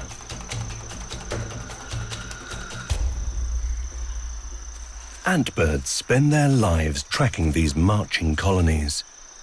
By waiting ahead of the advancing swarm, these feathery freeloaders pick off any creatures attempting to flee, hijacking the spoils of the hunt. Many of those already immobilized are also snatched from the mass of miniature jaws. It's thought that at least 10 species of antbird rely heavily on the swarms for survival. And this remarkable chain of dependency doesn't end there.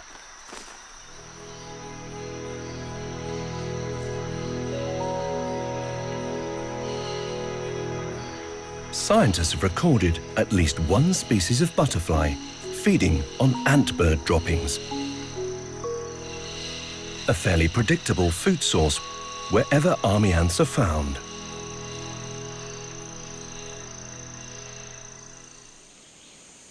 High above the forest floor, one creature has chosen a unique way to avoid most ground-dwelling predators. The sloth moth spends almost its entire life living among the coarse fur of its tree-dwelling host.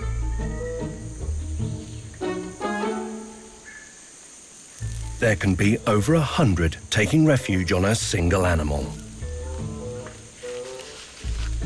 Nutrient-rich algae growing on the sloth's outer coat provides the moths with a constant supply of food. It also offers a degree of camouflage, which ultimately benefits both creatures.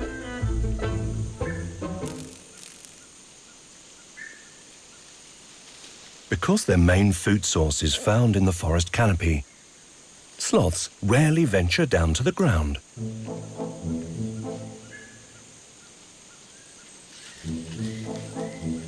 Leaves aren't easy to digest, so sloths have developed large, slow-acting stomachs to break down their tough cellulose diet.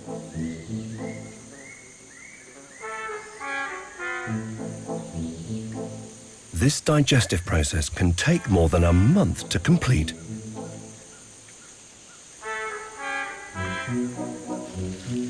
Even a visit to the bathroom happens in slow motion.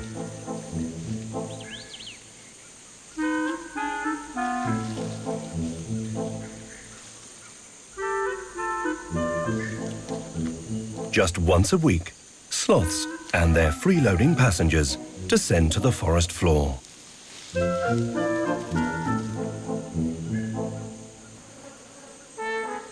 It's not entirely clear why they choose to defecate directly on the ground. Some scientists speculate they're trying to avoid detection through the sound of dung landing from a height. Business begins.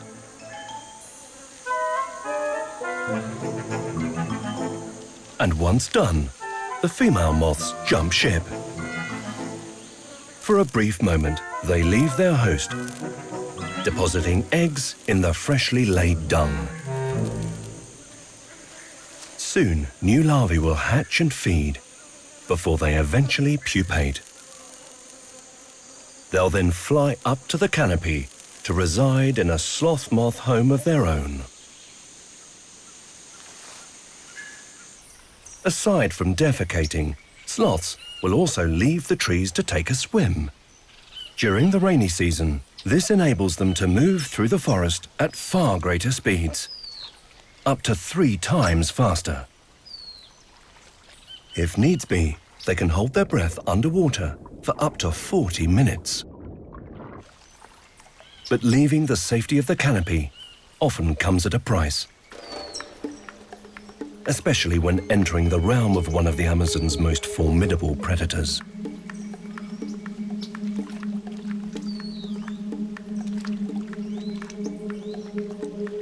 Green anacondas can reach a length of over 9 meters and weigh almost 250 kilos.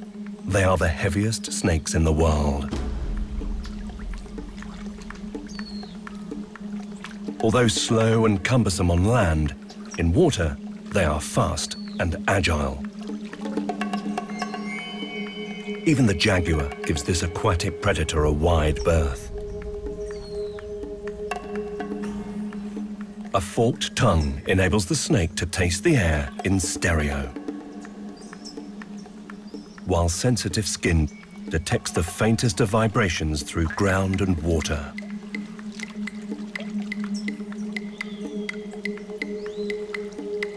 It's almost impossible for the sloth to enter the river unnoticed.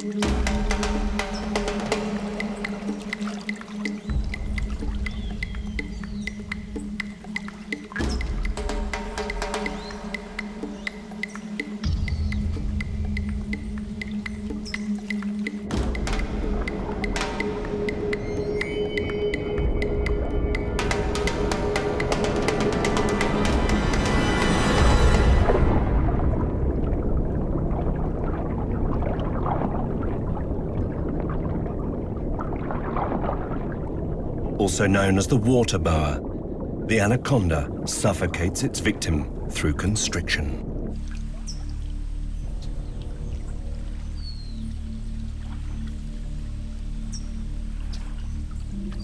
Like sloths, green anacondas also have a slow metabolism.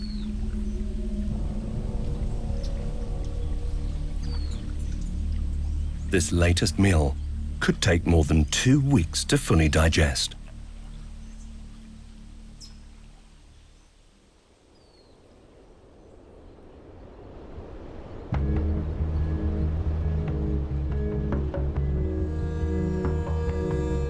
As dusk draws in, Blanca's mountaintop mission to find new species continues.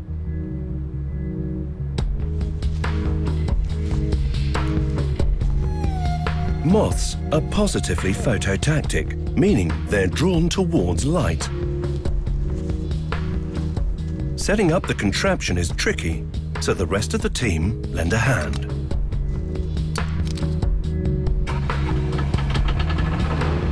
By shining a bright bulb onto a light-colored sheet, any insects within a 50-meter radius should be lured in.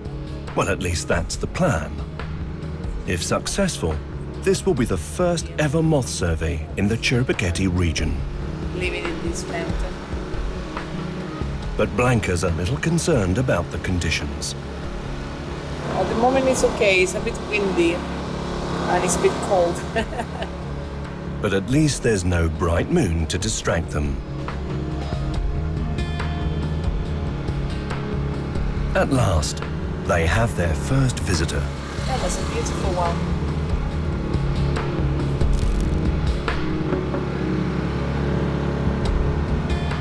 This is a very interesting one also. Before too long, they're inundated. But identifying them won't be easy. We don't have any field guides or illustrated guides or books. People don't know much more than. Many of these specimens appear to be brand new species, but Blanca won't know for sure until they're studied back home in the lab. Although they live for just a few days, only one sample from each new variety is collected.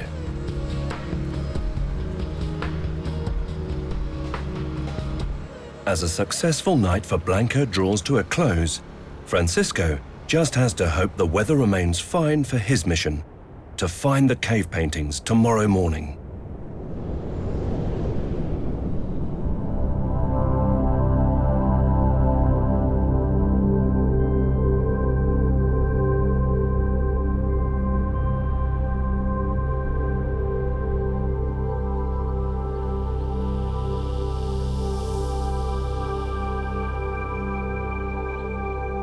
While early morning mist covers the forest canopy below, on top of the tepui, conditions are perfect for Blanca to check her traps. Field guide Thomas Doyer is intrigued by what she might find.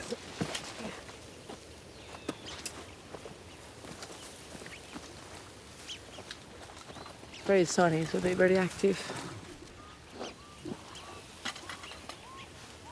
Well, along with some flies and moths also. It's a very nice one. It's a lovely Memphis. This is the one with the blue. Yeah, it's a very beautiful one. Lots of species, hundreds of species across South America. Yes. So, but very poorly studied. Nobody has done a review on this genus. They attract to the juices in the fruit. Sweet butterflies.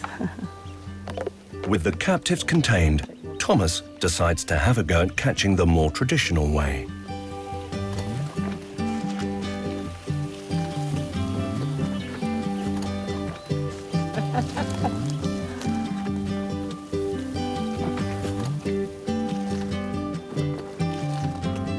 It proves far harder than it looks. Too fast, huh? I told you. That butterfly we found on the net is a really fast flyer. So if it was not on the net, it's very It was hard. not on the trap then. Very hard to find it.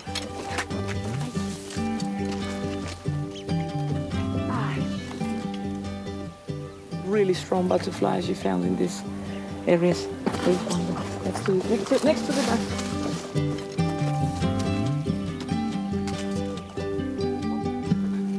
You have one? That's it. So, it's beautiful, isn't it? Wow. They're called brushfoot butterflies. With beautiful green eyes. How long does the butterfly live normally? Usually they last for a couple of weeks maximum. A couple of weeks? Yeah, maximum. Despite their short lifespan, once preserved, these specimens will provide Blanca with unique data on the Chiribiquete region for many years.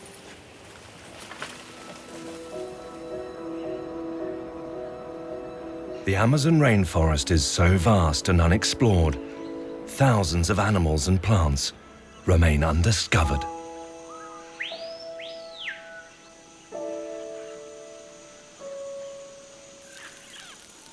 One primate, however, has made its presence known more than any other and appears to have colonized the Amazon's entire range.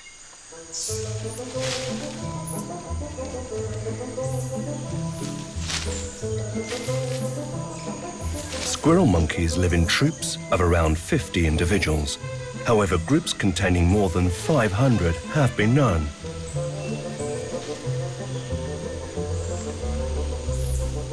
At just 30 centimeters tall, they're possibly the most agile acrobats of the canopy.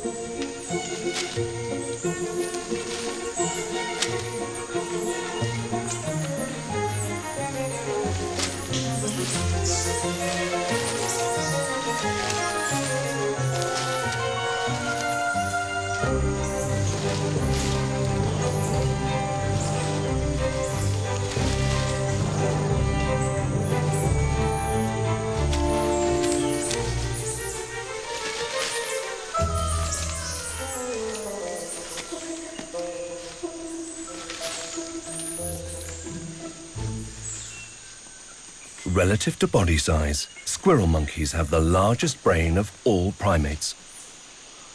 They're also one of the most intelligent monkeys in the world. Bromeliads are a favorite hideout for many insects, so this individual makes full use of his incredibly dexterous fingers to seize any potential prey.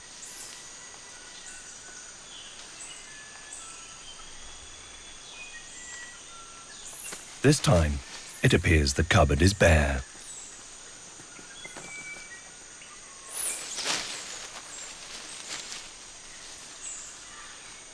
Like most monkeys, squirrels have a sweet tooth. The nectar of this butterfly pea flower provides the perfect sugary fix.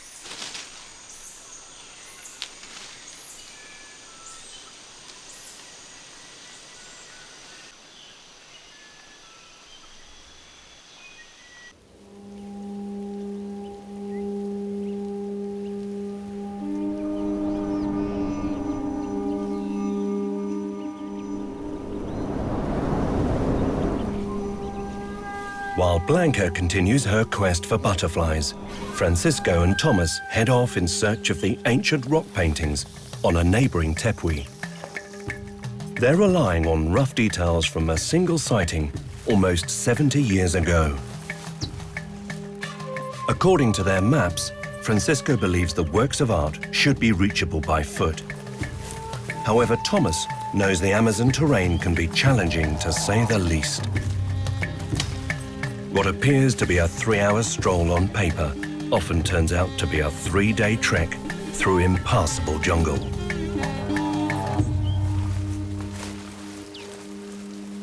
Less than an hour in, Thomas has some bad news. Okay. Find a way? Yes. But it's all getting to the same canyon. Okay, So how far? Crossing, it's impossible. I guess it's way too far to get there. Reaching the paintings in the short window they have now seems unlikely. However, Francisco hasn't completely given up hope. And what we can do tomorrow is just go around in the helicopter and look for the big The abrigo. paintings, For yeah. the paintings. Exactly. Despite the setback, Thomas thinks they should continue to the very edge of the Tepuy, where they're guaranteed some spectacular views. This is the Tepuy where Blanca's working, so the jaguars must be the other one. The Yeah. one to the right. Yeah. We can cut our way here, and we have a beautiful view Okay. over the rocks over there and some rocky And parts. that's the closest we can be. At this moment, I guess, yeah. Okay. So let's do that. Yeah, we go Yeah. there. Okay, Sure. perfect.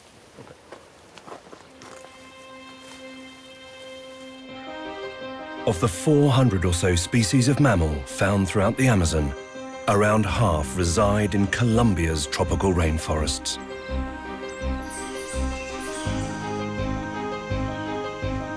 The bird life here is even more prolific.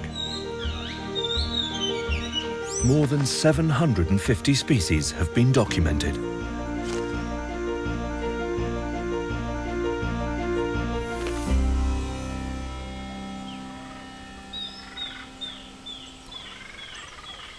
Yellow-rumped caciques are in the mood for love. A female arrives at the colony and begins threading the foundations for this year's nest. Her presence provokes a frenzy among the others.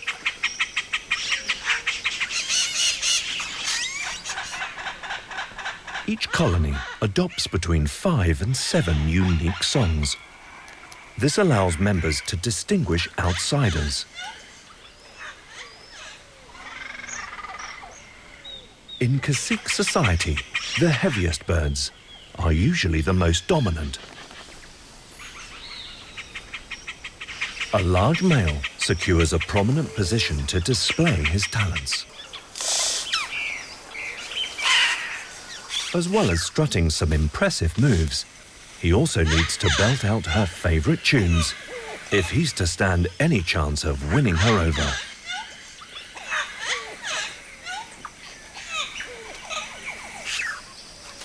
However, he isn't the only one with eyes on the prize.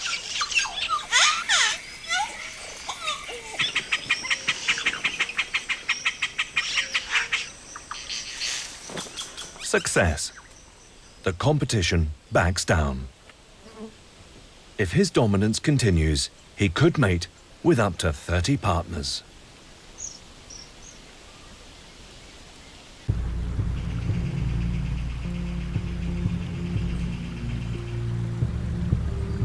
The Amazon is home to the largest river basin in the world. More than 15,000 tributaries crisscross an area in excess of 7 million square kilometers.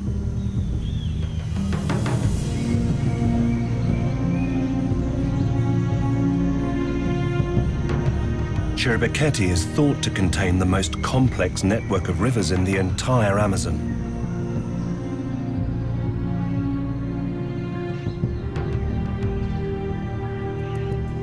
And one creature has dominated these waterways since the days of the dinosaurs.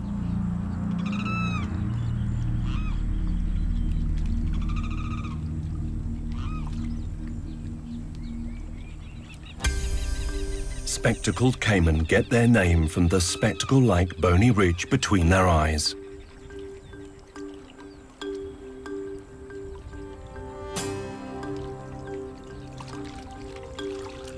They can reach up to 3 meters in length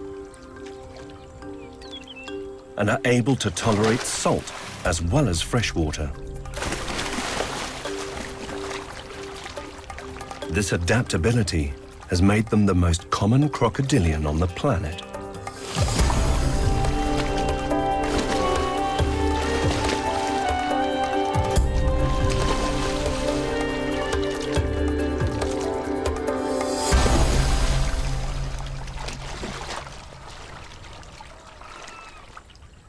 It's been estimated that over 1 million survive in the wild, and this number keeps on growing. This female has been on guard duty for the past 3 months. Chirps from deep beneath the leaf litter inform her the waiting is almost over.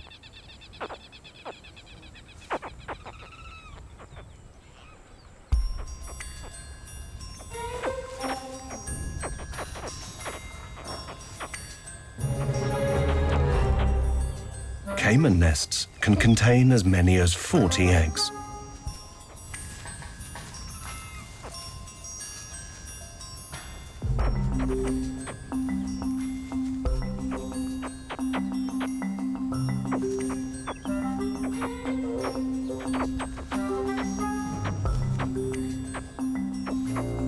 Instinct draws the hatchlings to the safety of the river.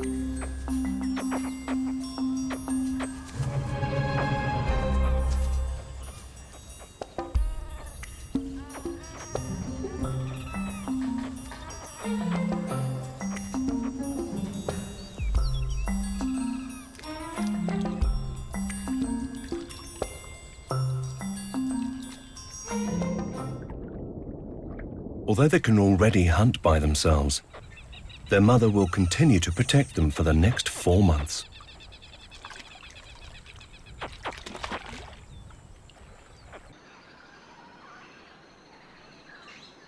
Back above the canopy, Francisco and Thomas finally reach the edge of the tepui.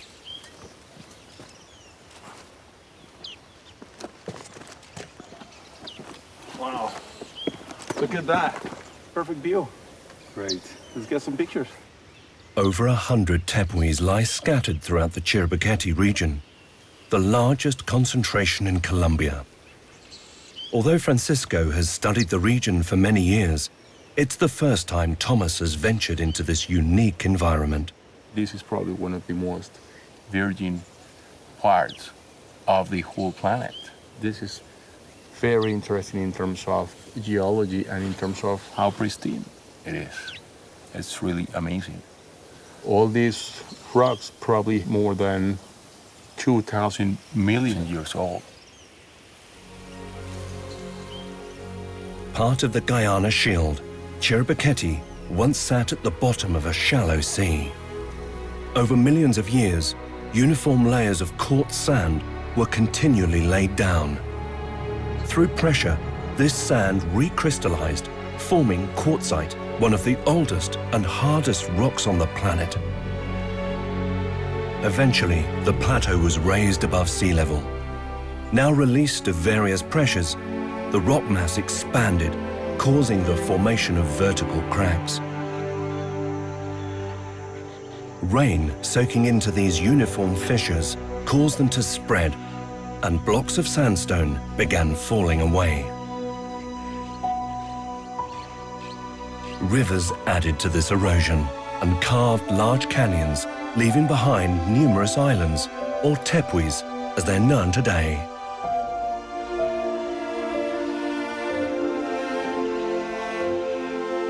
For thousands of years, the tepuis of Chiribiquete have been a sacred place. Ancient Cariona people made pilgrimages to these mountains, and it's here they left their mark.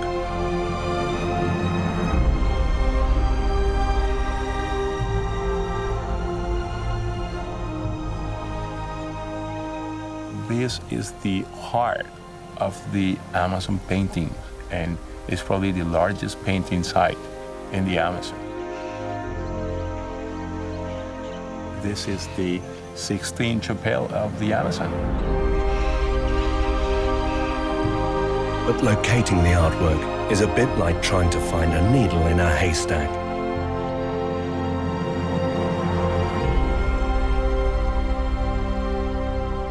Although Francisco's mission to find and photograph the paintings has failed, there's still a slim chance of spotting them from the air when the team leave for home. Tomorrow morning, he just has to hope for good weather, a keen helicopter pilot, and also pray that his age-old map coordinates are accurate.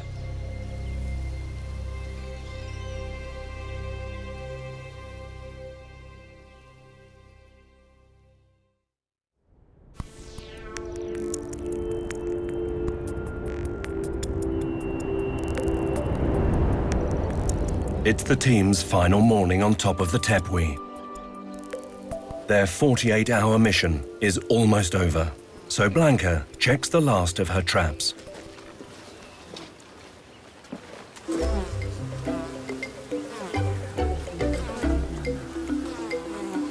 Decanting the butterflies can be tricky,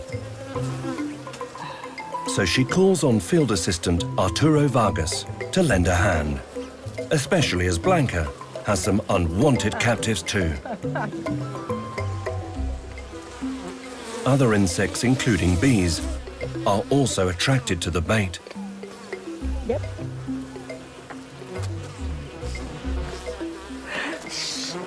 Sorry. Oof. That's gonna hurt a lot. I was problem with bees on the traps.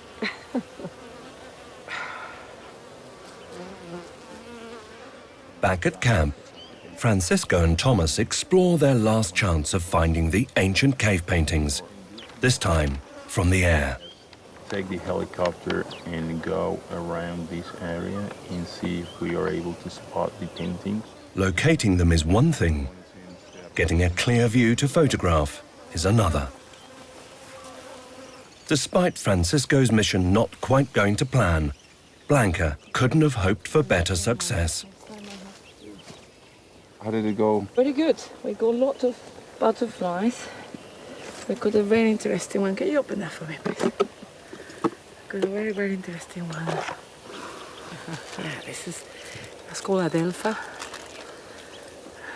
It's very beautiful. Wow. Wow, that is fantastic. Maybe a new subspecies or something. I'm not aware of any collected in this area. Don't remember to see any records from the top of these mountains. So it's a new record, at least geographically. In just 48 hours, Blanca has managed to collect and preserve more than 100 specimens. I was the moth collecting from yesterday. Let me see. Oh, that's fantastic. It should be called the love moth. Look at that, it has hearts in the wings. Can you see it? It's pinkish. Yeah, it's beautiful. Very cute. In an area like this, which has never been studied on the moths, I reckon at least 1/4 of those moths might be new for science. So we got a very good sample to take back in the lab. Unlike moths, which need to be pinned to protect their wings, the butterfly samples are stored another way. I'm going to show you the butterflies, Francisco. I'm not pinning them. They should be all right in here because the upper side is protected when they close the wings. Moths don't do that. We have found about 25 species of butterflies here. This is just a small sample of what we could expect in a place like this. Cool. Brilliant, isn't it? You're gonna go to that envelope very soon. Blanca predicts almost 1/4 of the moths she's collected are brand new to science, and at least one butterfly too. If this turns out to be the case, it will justify a much larger expedition to the Chiribiquete region at a later date. The team's ride home is almost ready to leave. But for Francisco, the mission isn't over just yet. He's convinced the ancient cave paintings lie just the other side of the neighboring Tepuy. So he's persuaded the helicopter pilot to to make a minor detour on their way back to civilization, 150 kilometers away. With limited fuel reserves, the pilot can't afford to deviate for too long. But just as they make their final loop of the Tepuy base, something catches Francisco's eye. It's the paintings. Finally, Francisco captures a glimpse of the tribal artwork referenced more than 70 years ago. These paintings are all that's left of the ancient people that once called Chiribiquete home. By pinpointing the artwork location, Francisco and the team can now return for a much closer study at a later date.